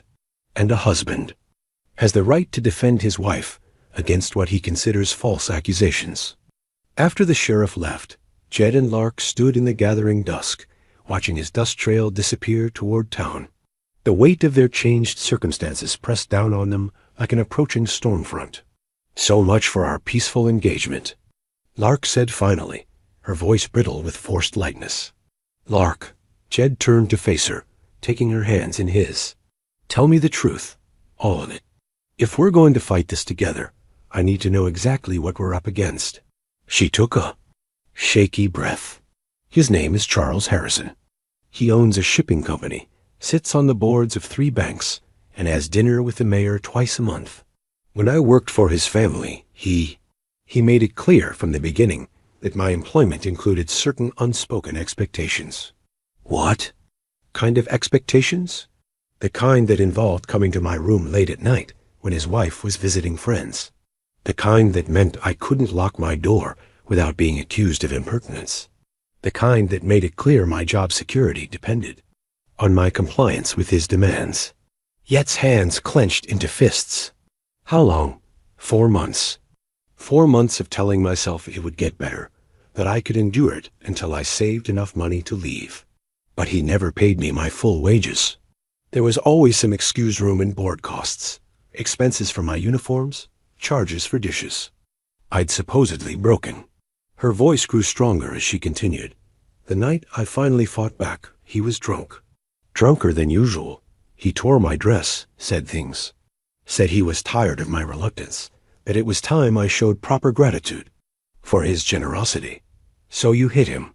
I hit him with the first thing I could reach. A cast iron skillet from the kitchen counter. I didn't mean to hit him so hard, but I was terrified and angry and desperate. Tears ran down her cheeks, but her voice remained steady. When Mrs. Harrison found us, I was still holding the skillet. He was unconscious, bleeding from a cut on his forehead. She started screaming, calling me names, threatening to have me arrested for attempted murder. So you took your wages and ran. I took what he owed me from the household money. 6 months of wages at $7 a month. I left behind everything. Else my clothes, my books, my mother's jewelry. Everything except what I could carry in a small bag. Jed pulled her into his arms, feeling her tremble against his chest. You did nothing wrong, Lark. Nothing. A man like that, with his kind of power, he counts on his victims being too scared or ashamed to fight back. But you fought back. And now he's using that fight to destroy me. He knows I can't return to St. Louis to defend myself. He knows that out here, his word carries more weight than mine. She pulled back to look at his face. Jed, I won't let him destroy you too. If staying here puts you at risk, stop. His voice was firm but gentle. We're in this together now. For better or worse, in sickness and in health, remember? We haven't said those vows yet? Then maybe it's time we did. He cupped her face in his hands, thumbs brushing away her tears. Lark, I meant what I said to the sheriff. I'm willing to stake everything on you. My reputation, my ranch, my freedom if it comes to that. But I need to know you're willing to fight for us too. She looked at him for a long moment. This man who'd offered her everything without reservation, who'd listened to her darkest truths and responded with love instead of judgment. The fear that had been her constant companion for months began to transform into something else. Not the absence of fear, but the presence of something stronger. What do you need me to do? Marry me tomorrow, before any federal marshals show up, before Harrison's influence can reach us here. Become my wife in the eyes of God and the law, and let me show this bastard what happens when he comes after my family. She stood on her toes and kissed him, fierce and desperate and full of all the words she couldn't speak. When they broke apart, both were breathing hard. "Yes," she whispered against his lips. "Yes, tomorrow. Yes, to everything." As they walked back to the cabin hand in hand, Rex trotting beside them, neither spoke of the challenges that lay ahead. There would be time enough for strategy and preparation, for gathering allies and building defenses against the storm that was coming. Tonight, there was only the warmth of the fire, the comfort of shared purpose, and the knowledge that whatever happened next, they would face it together. The game had changed, but they were no longer playing alone. Dawn came with the crisp promise of a December morning that would change their lives forever. Jed woke before first light, his mind already racing through the preparations necessary for their hastily arranged wedding. They had perhaps hours before federal authorities might arrive, and those hours had to be used wisely. Lark was already awake, sitting by the window in her mended dress, watching the horizon with the alertness of someone who'd learned to expect trouble from any direction. She'd braided her hair carefully and pinned it up in a style that made her look older, more settled, like a woman ready for marriage rather than a girl running from her past. "Any regrets?" Jed asked softly, not wanting to startle her from her vigil. She turned to him with a smile that was equal parts nervous and determined. "About marrying you?" "None." "About the circumstances forcing our hand?" "I have regrets about that, but not about the choice itself." He crossed to her and placed his hands on her shoulders, feeling the tension coiled there like a spring. "We'll get through this, Lark. Whatever comes, we'll face it as husband and wife." "I know." She leaned back against his chest, drawing strength from his steadiness. "What do we need to do?" "First, we ride to town and find Father Miguel. He's a good man, and he won't ask too many questions about why we're in such a hurry. Then we'll need witnesses. Martha and Fernando will do, if they're willing. After that... He paused, considering their options. "After that, we make it legal, in the eyes of territorial law, and we prepare for whatever Harrison throws at us." They ate a quick breakfast of coffee and biscuits, their usual comfortable routine edged with urgency. Rex sensed the tension and paced the cabin, whining softly, as he picked up on their anxiety.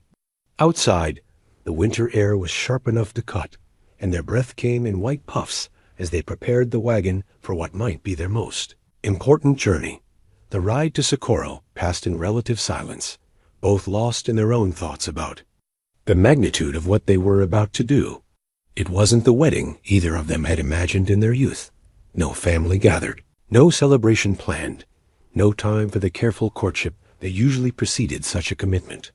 Instead, they were rushing toward matrimony with the desperation of people whose very survival might depend on it. "Jed," Lark said as the town came into view, "there's something else I need to tell you. About my real name." He glanced at her, noting the nervous way she twisted her engagement ring. "I figured Lark Meadows wasn't what you were born with. Elizabeth Morrison. Lark was my middle name. It's what my parents called me when I was small. Morrison was my father's name." She took a shaky breath. "I need you to know, in case it matters for the marriage certificate, in case they check records." "It doesn't matter to me what name you were born with," Jed said firmly. "But it's good that you told me. Shows we're building this marriage on honesty from the start." Father Miguel was in the church when they arrived, preparing for morning mass. He was a man in his 60s with kind eyes and gentle hands, who'd served the Socorro community for nearly 20 years. When Jed explained their urgent need for a wedding ceremony, the priest studied them both carefully. "This is sudden," he observed, not accusingly, but with the concern of a man who'd seen too many hasty marriages end in heartbreak. "Yes, Father." "It is," Jed admitted, "but not impulsive. We've thought this through, and we're certain of our choice." "And you, my child?" Father Miguel asked Lark. "You're entering this marriage freely, without coercion?" "More freely than I've done anything in years," she replied with conviction that rang true even to her own ears. The priest nodded slowly. "Very well. I'll need witnesses, and we'll need to complete the proper documentation. Can you provide proof of identity?" Yet's heart sank. They'd anticipated this requirement, but hoped it might be overlooked in the informal atmosphere of frontier weddings. "Father, Miss Morrison's documents were lost during her journey west. Storm damage. Father Miguel's eyebrows rose slightly at the use of Morrison instead of Meadows, but he didn't comment on the discrepancy. I see. Well, in cases like this, sworn testimony from community members can suffice. Do you have people willing to vouch for your identities? I've lived here 7 years, Jed said. Ben Cole can vouch for me and the Gonzalez family. And for the bride? This was the delicate moment they'd been dreading. Lark had been in Socorro exactly once, hardly long enough to establish the kind of community standing that would normally be required. I can vouch for her character, Jed said carefully, as can the Gonzalez family, who met her when we came to town for supplies. That's irregular, Father Miguel said slowly, but not impossible. These are frontier circumstances. After all, people come and go with little documentation all the time. He studied Lark's face again. Child, you understand that marriage is a sacred covenant? Not something to be entered into lightly, even under difficult circumstances? I understand, Father, and I want you to know that Mr. Hart has been nothing but honorable in his treatment of me. If we're rushing this ceremony, it's because external circumstances demand it, not because either of us has anything to hide or be ashamed of. Priest seemed satisfied with her answer. Very well. Let me gather what we need, and we'll see about finding witnesses. Martha and Fernando Gonzalez were more than willing to serve as witnesses, though Martha's excitement at the romantic suddenness of the situation was tempered by motherly concern about the couple's haste. Are you certain, Mia? She asked Lark, as they prepared for the ceremony. Marriage is a big step, and you've known Jed such a short time. Mrs. Gonzalez, sometimes a short time with the right person teaches you more than years with the wrong one, Lark replied. Jed is a good man, the best man I've ever known. See, he is good. But goodness alone doesn't always make for happiness. In marriage? No, Lark agreed, but it makes a foundation that happiness can be built on. And that's more than many couples start with. As they gathered in the small church, Jed found himself thinking about all the elements missing from their wedding. No music except Father Miguel's voice. No flowers except the dried arrangements that decorated the altar year-round. No elaborate dress or formal suit, just their everyday clothes cleaned and pressed as best they could manage. No family to share their joy or offer their blessings. But when Lark appeared at the back of the church, her face radiant despite the simple circumstances, none of those absences seemed to matter. She walked toward him with steady steps, her eyes never leaving his face, and he understood that this moment was exactly what it needed to be, not the wedding they might have imagined in different circumstances, but the one that would bind them together against whatever storms lay ahead. Dearly beloved, Father Miguel began, his voice carrying the weight of centuries of tradition. We are gathered here today to witness the union of Jedediah Hart and Elizabeth Morrison in the sacred bond of matrimony. The ceremony itself was brief but profound. They spoke the ancient vows with full understanding of their weight, promising to love and honor each other through whatever challenges the future might bring. When Jed slipped his mother's ring onto Lark's finger for the second time, this time, in the presence of God and witnesses, it felt like a completion of something that had begun the night he'd found her by the frozen creek. You may kiss your bride, Father Miguel said with a smile that suggested he was quite pleased with his part in this love story. Jed cupped Lark's face in his hands and kissed her gently, sealing their commitment with tenderness rather than passion. When they broke apart, she was crying not from sadness, but from the overwhelming relief of finally being safe, finally belonging somewhere, finally having someone who would stand with her against the world. Mrs. Hart, he whispered against her forehead, testing the sound of her new name. Mr. Hart, she replied, laughing through her tears. The paperwork was completed quickly, with Father Miguel filing the marriage certificate with the territorial authorities and providing the newlyweds with their own copy. As they prepared to leave the church, the priest pulled Jed aside. Son, I don't know what troubles you're expecting, but I want you to know that this community stands behind its own. If you need help, if there are challenges ahead, don't try to face them alone. Thank you, Father. That means more than you know. And Jed, That young woman loves you. I can see it in her eyes.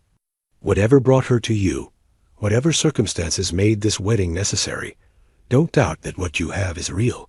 They returned to the ranch as Mr. and Mrs. Hart, but the celebration was muted by the knowledge that their troubles were far from over. If anything, they might have just made themselves a bigger target for Harrison's vengeance. A married woman was harder to extradite, but a man harboring a fugitive wife might face federal charges himself. That evening, as they sat by the fire in their cabin now, truly their shared home, they talked seriously about what lay ahead. "We need to be prepared for different scenarios," Jed said, his arm around Lark's shoulders as she leaned against him. "If federal marshals come, they might try to arrest you immediately, or they might investigate first. If Harrison himself shows up, he might try to pressure local authorities or take matters into his own hands. What about running? Heading further west, maybe to California? It's an option. But running means giving up everything I've built here, and it means always looking over our shoulders. I'd rather make a stand if we can." Lark was quiet for a moment, considering their options. "There's another possibility. What if we got word to the authorities in St. Louis about what really happened? About Harrison's character? About why I really left? Who would believe the word of a woman who fled town after assaulting a prominent businessman? Maybe no one. But maybe someone. Maybe there are other women who worked for the Harrisons, other people who know what kind of man he really is." She turned to look at him directly. "Jed, men like Harrison don't usually limit their predatory behavior to one victim. If we could find others willing to speak up ... That's a long shot, and it would take time we might not have. Then we use the time we do have to build our defenses here. Document everything, gather witnesses to our character, make it as hard as possible for them to make their false charges stick." Jed nodded, impressed once again by her practical courage. "All right, tomorrow we start building our case. We talk to everyone who knows us, everyone who might be willing to testify to your character and my reputation. We gather every piece of evidence we can about your real reasons for leaving Missouri. And tonight?" He smiled and kissed the top of her head. "Tonight we're just newlyweds, grateful to have found each other and determined to build a life worth fighting for." As they prepared for bed, their first night as husband and wife, both knew that the battle for their future was just beginning. But they also knew that whatever came next, they would face it together, bound by love and law and the unshakable conviction that some things were worth any sacrifice to protect. Outside, the winter wind began to pick up, rattling the cabin windows, and reminding them that storms could come from any direction, at any time. But inside, warmed by fire and love and newfound hope, Mr. and Mrs. Hart held each other close and refused to let fear steal their joy. They had today. They had each other. And for now, that was enough. The confrontation came 2 weeks later, on a Tuesday morning, when the winter sun hung low and pale in the desert sky. Jed was splitting wood behind the cabin, while Lark hung laundry on the line they'd strung between 2 posts, both of them settling into the comfortable rhythms of married life, despite the sword hanging over their heads. Rex heard them first, his ears pricking forward and a low growl rumbling in his throat. Then came the sound of multiple horses, riding hard and fast toward the ranch. Jed dropped his axe and moved to Lark's side, his hand instinctively reaching for the rifle he'd taken, to keep him close whenever they worked outside. "Inside," he said quietly. "Now."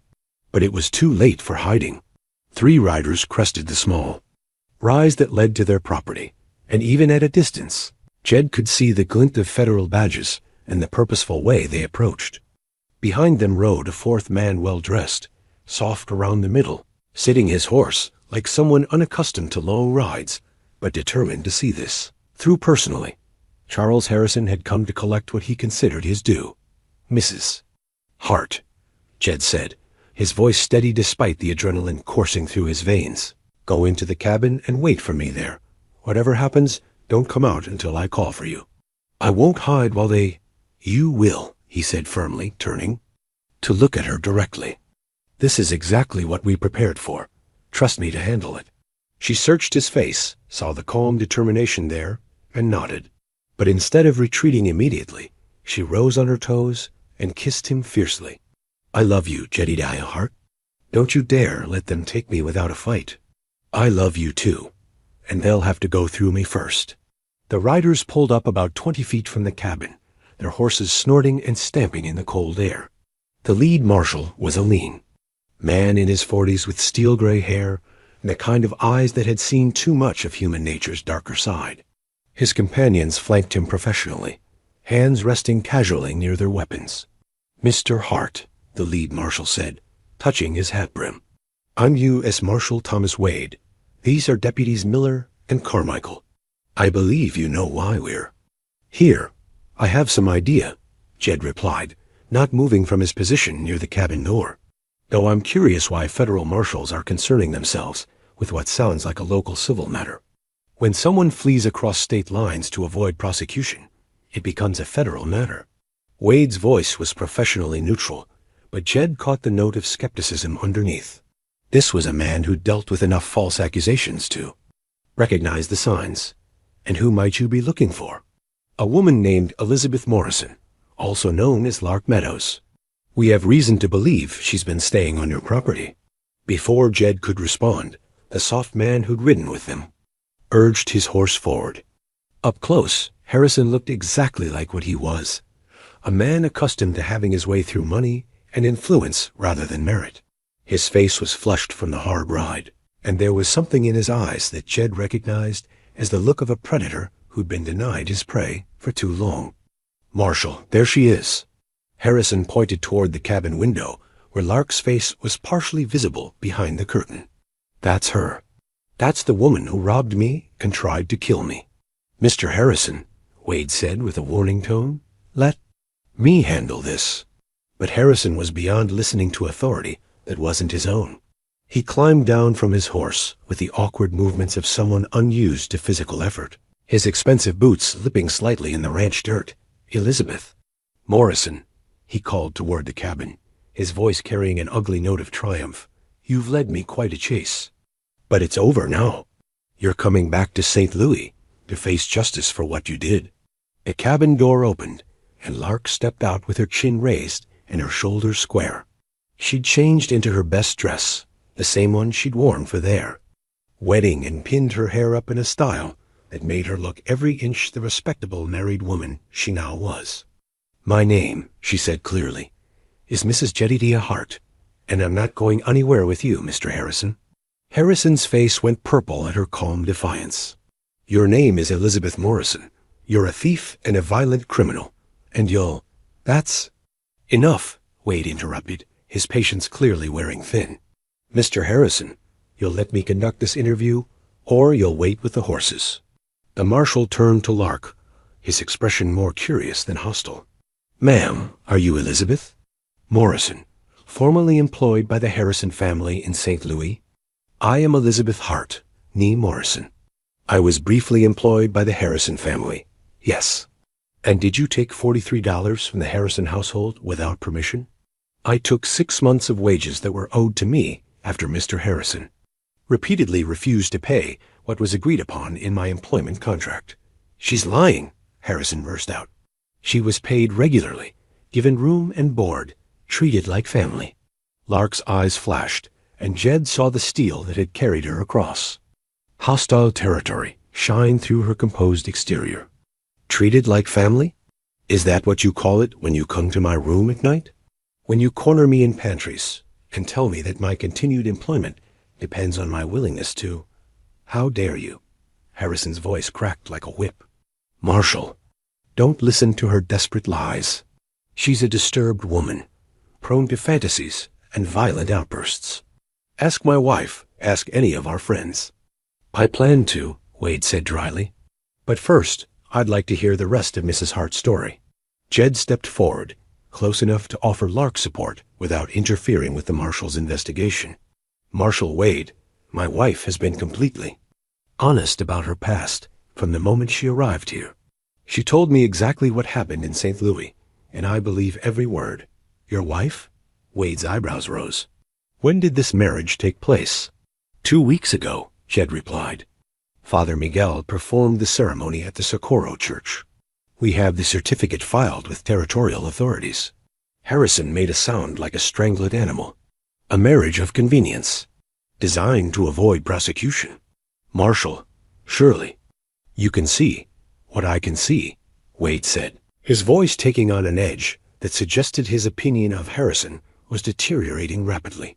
Is a man who rode all the way from Missouri to personally pursue a woman who allegedly stole $43. That strikes me as either remarkably vindictive or remarkably personal. She tried to kill me, Harrison protested. Look, he turned his head to reveal a faint scar along his hairline. She attacked me with a deadly weapon.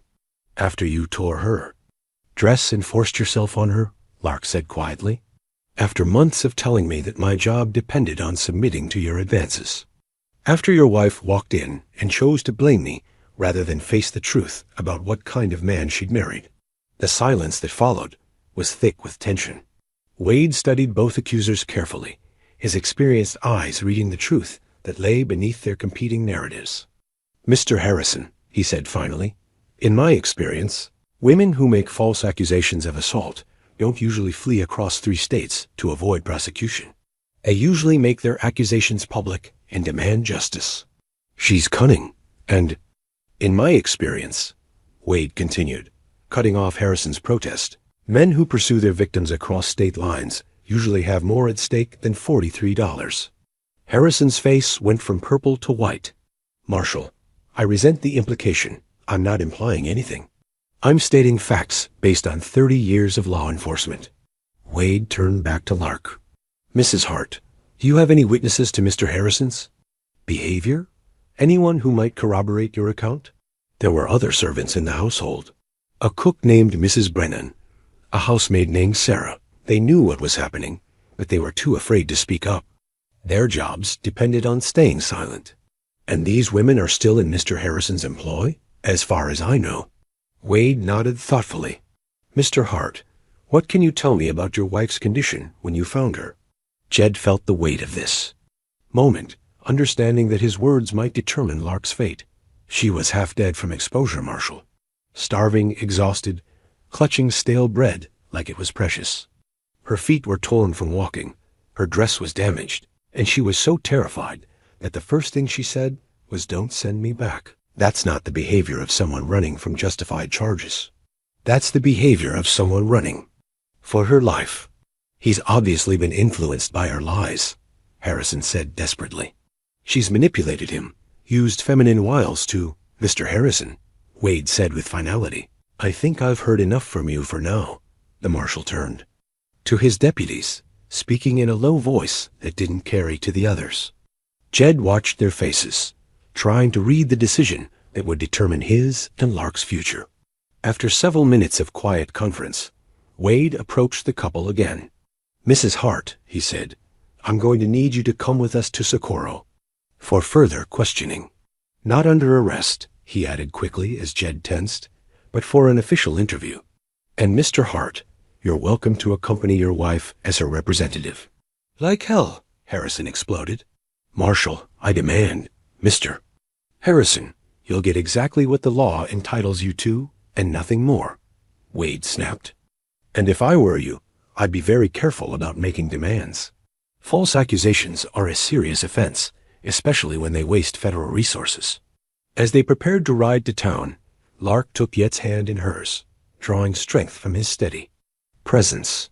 The battle was far from over, but for the first time since Harrison's arrival, she allowed herself to hope that truth might actually prevail over influence and money.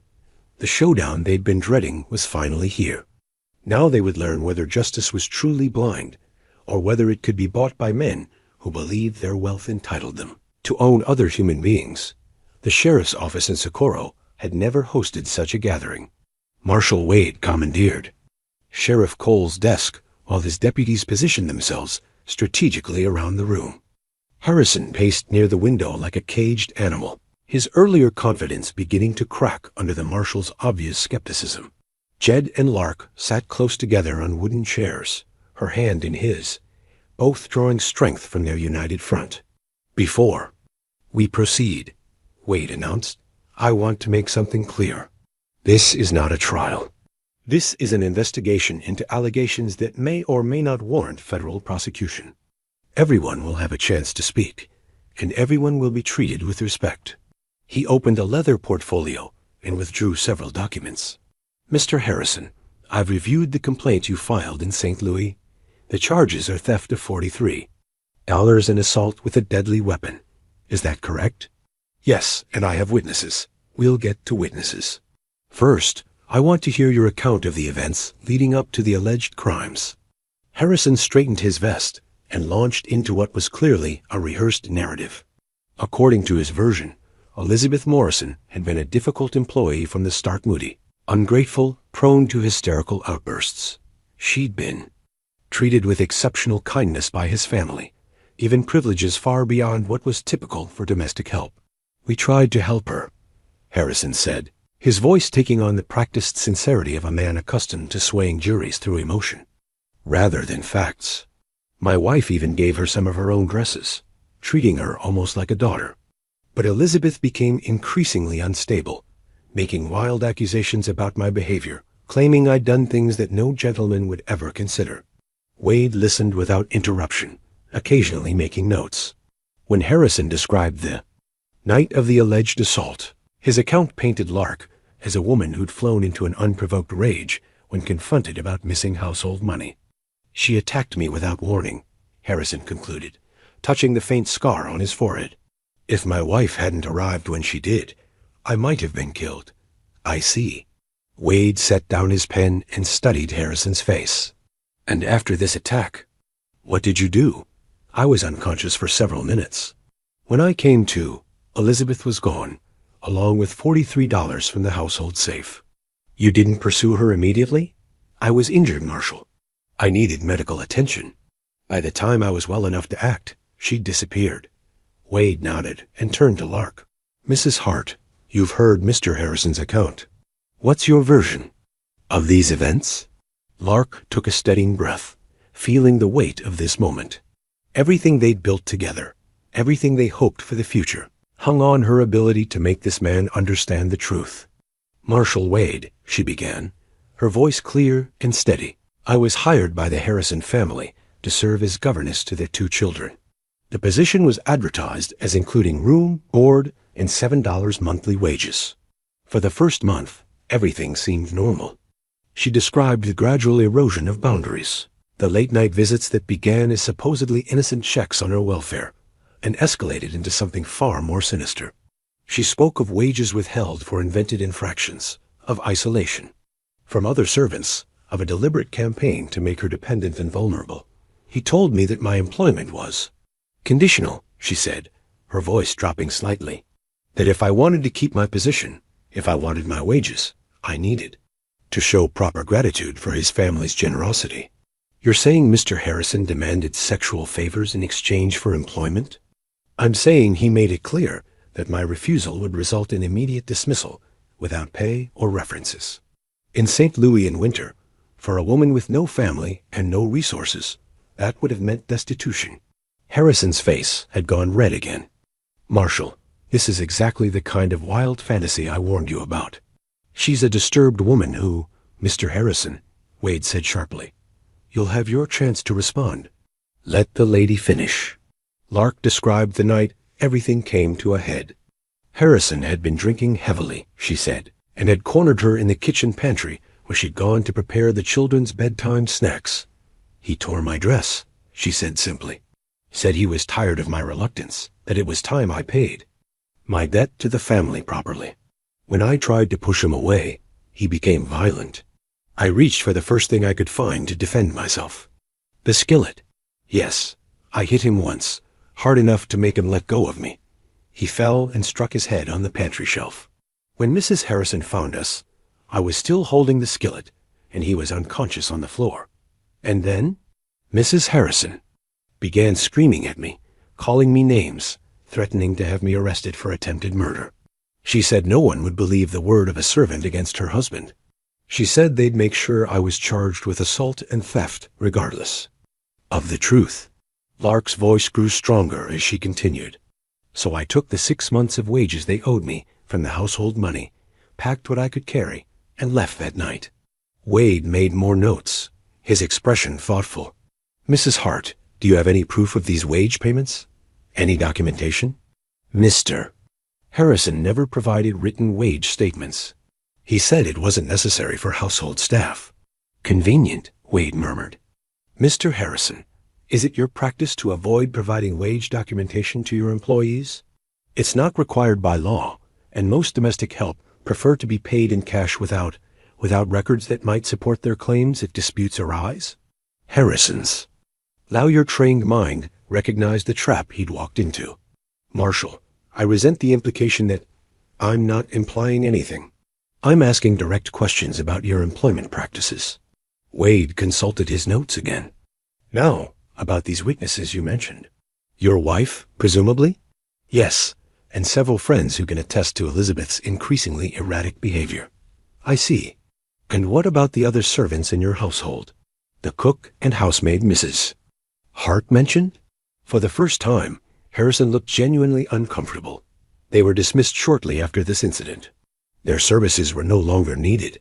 How convenient. So the only witnesses to the events in question are you, your wife, and Mrs. Hart herself. Wade stood and walked to the window, staring out at the street while he processed what he'd heard. The room fell silent except for the ticking of the wall clock and Harrison's increasingly agitated breathing. Marshal, Sheriff Cole spoke up from his position near the door. If I may add something to this discussion? Go ahead, Sheriff. I've known Jed Hart for 7 years. He's as honest a man as I've ever met. If he says his wife is telling the truth, that carries weight with me. And I've known Mrs. Hart for several weeks now, added a new voice from the doorway. Father Miguel stepped into the office, his presence immediately commanding respect. I performed their marriage ceremony, and I've spent considerable time with both of them. Mrs. Hart is a woman of exceptional character and deep faith. The idea that she would fabricate such serious accusations is preposterous. Harrison whirled around. You don't know her. You've only seen what she wants you to see. And you, Mr. Harrison, Father Miguel replied with quiet authority, what do you want us to see? A man of God learns to recognize truth and to recognize those who would twist it for their own purposes. Wade returned to his desk and picked up another document. Mr. Harrison, I took the liberty of sending telegrams to several law enforcement agencies in Missouri. It seems this isn't the first time allegations of this nature have been raised regarding your household. Harrison went very still. What are you talking about? 2 other former employees made similar claims in the past 3 years. Both cases were dismissed due to lack of evidence and the women's inability to afford legal representation. Those were false accusations made by disgruntled servants seeking 3 women. Mr. Harrison, 3 separate incidents, all following the same pattern. Employment under false pretenses, wages withheld, sexual coercion, and ultimately accusations of theft when they tried to leave. Wade's voice was deadly quiet. That's either the most remarkable coincidence in legal history, or it's a pattern of predatory behavior. The silence that followed was deafening. Harrison's face had gone ashen, and for the first time since his arrival, he seemed to understand that his wealth and influence might not be enough to protect him here. Furthermore, Wade continued, I've received a very interesting telegram from a Detective Morrison in St. Louis, no relation to Mrs. Hart, apparently. It seems Mrs. Harrison filed for divorce 2 days ago, citing irreconcilable differences and requesting a restraining order against her husband. Jed felt Lark's hand tighten as hope bloomed in his chest. Wade wasn't just investigating the charges against Lark. He was building a case against Harrison himself. Now then, the marshal said, settling back in his chair, let's discuss. What happens next? Mr. Harrison, based on what I've heard today and the information I've gathered from Missouri, I have serious doubts about the validity of your accusations against Mrs. Hart. Marshal, you can't just...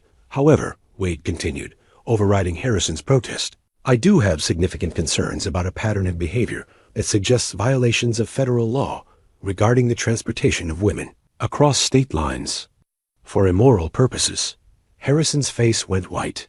You can't prove anything. Maybe not, but I can certainly investigate. and I can make sure that any future complaints about your treatment of female employees receive very careful attention from federal authorities." Wade stood and addressed the room formally. "Based on my investigation, I find insufficient evidence to support the charges of theft and assault against Mrs. Elizabeth Hart. The matter is closed from a federal perspective." Lark sagged against Jet's shoulder, tears of relief streaming down her face. They'd won. Somehow, impossibly, truth had prevailed over money and influence. "However," Wade added, turning to Harrison, "I strongly advise you to return to St. Louis immediately and address the legal difficulties awaiting you there. And Mr. Harrison, if I hear of you bothering Mr. and Mrs. Hart again, for any reason, I'll consider it harassment and act accordingly."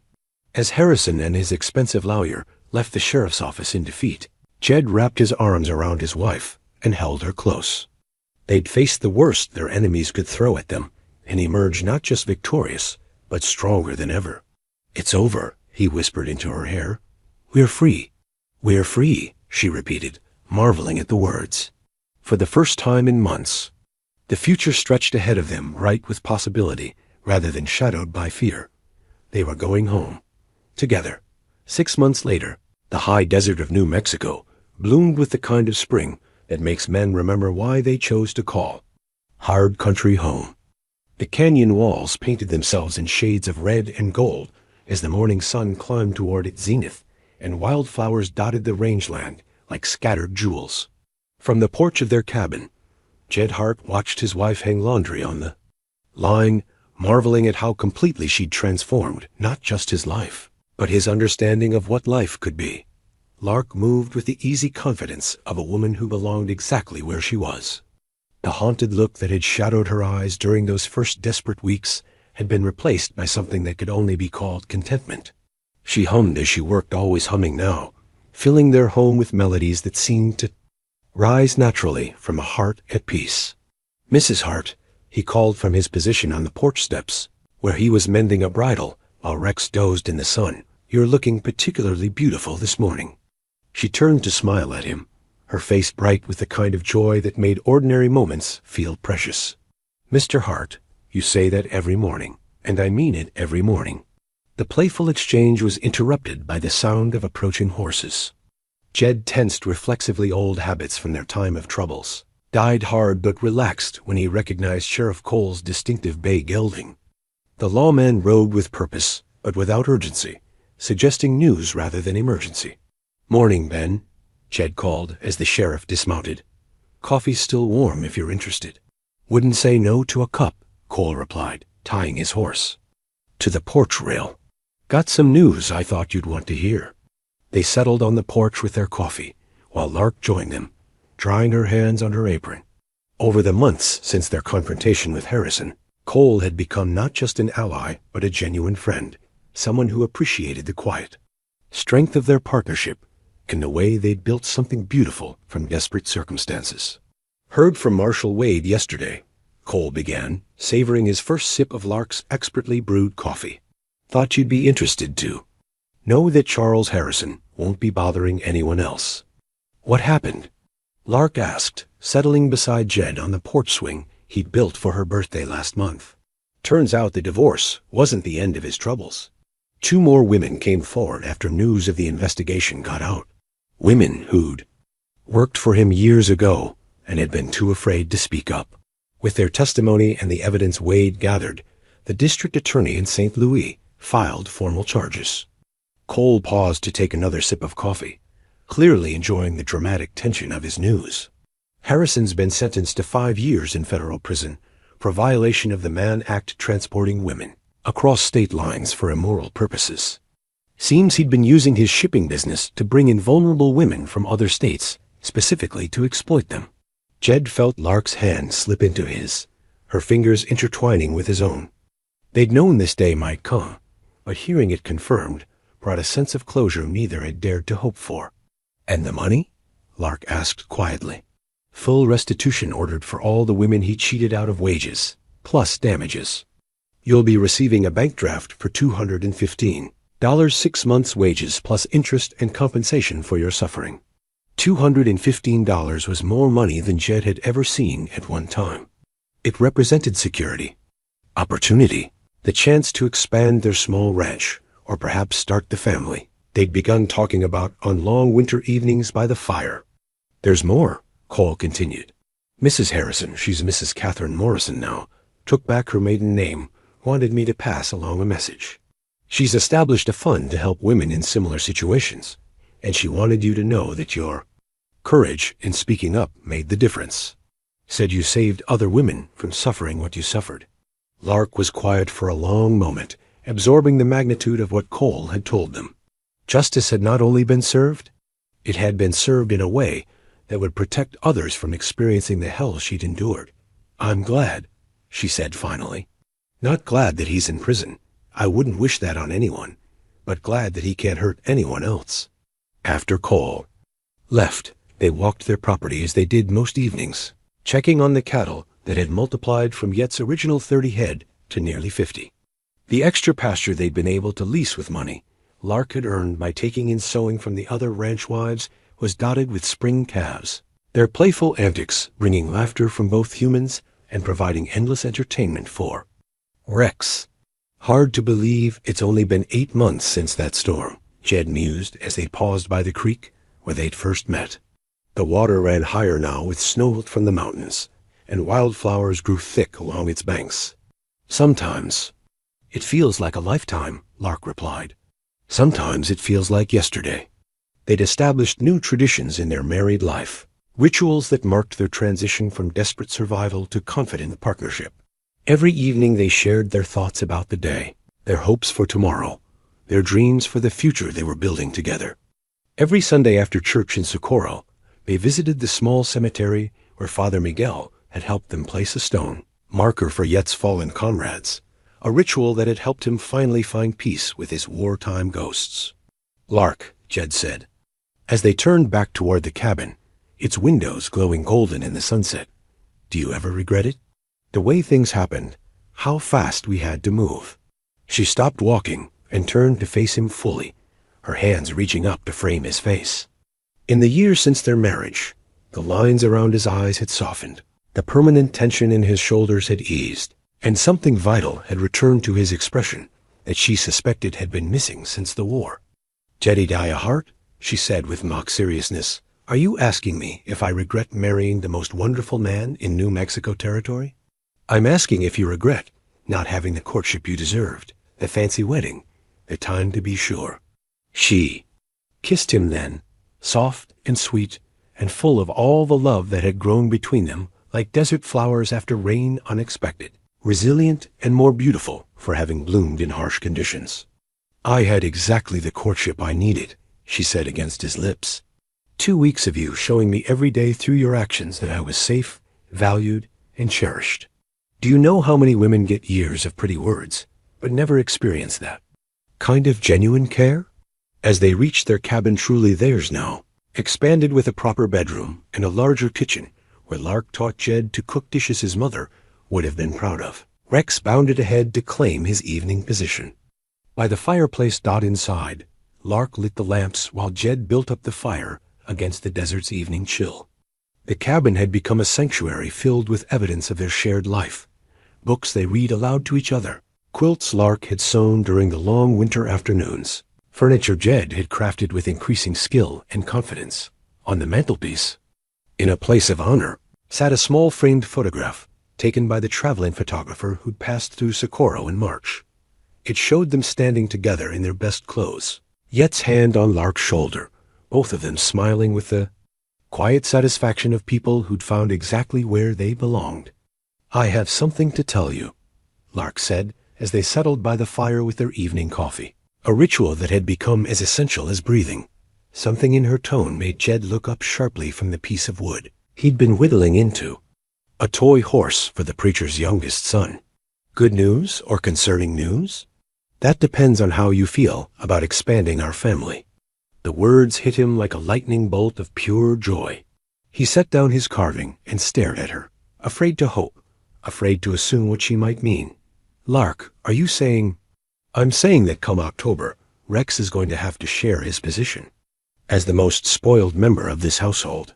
Her smile was radiant, transforming her face with a glow that had nothing to do with the firelight. Jed crossed to her in 2 quick strides, lifting her from her chair and spinning her around the small cabin while she laughed with delight. When he set her down, both of them were crying and laughing simultaneously. "A baby," he whispered, as if saying it too loudly might break the spell. "We are having a baby." "We're having a baby," she confirmed. "And before you start worrying about whether we're ready or whether we can afford it or whether you'll be a good father, let me tell you something. Any child lucky enough to be raised by you will have the most patient, protective, loving papa in the territory." That night, as they lay in their bed with Lark's head on Yet's shoulder and his hand resting protectively on her still flat stomach, they talked about names and nurseries and all the ways their already perfect life was about to become even more remarkable. "What do you think your mother would say?" Lark asked sleepily. "About us, about the baby, about the way things turned out?" Jed was quiet for a moment, thinking about the woman who'd raised him to believe in second chances and the power of kindness, to heal old wounds. "I think she'd say that love stories don't always start with meeting across a crowded ballroom. Sometimes they start with finding someone half frozen by a creek and deciding to choose compassion over caution. And I think she'd say that families aren't always born," Lark added. "Sometimes they're made by people brave enough to trust their hearts even when their heads tell them it's foolish." Outside their window, the desert night settled over the land with the promise of another tomorrow, another chance to build on the foundation they'd laid together. In the distance, a coyote called to its mate, and somewhere in the darkness, an owl answered with its own ancient song of partnership and persistence. Inside the cabin, Mr. and Mrs. Hart held each other close and marveled at the simple miracle of finding exactly what they needed in the last place they'd expected to look. They'd learned that the best love stories weren't about perfect people finding perfect circumstances, but about imperfect people choosing to make something beautiful from whatever broken pieces life handed them. Rex stretched in his sleep by the dying fire, probably dreaming of chasing rabbits through endless sagebrush. On the mantelpiece, their wedding photograph caught the last glimmers of firelight, preserving forever the moment when 2 lonely souls had decided to stop being lonely together. And in the growing darkness, warmed by love and hope and the unshakable knowledge that they were exactly where they belonged, the Hart family, soon to be 3 instead of 2, settled into the peaceful sleep of people who'd found their way home at last.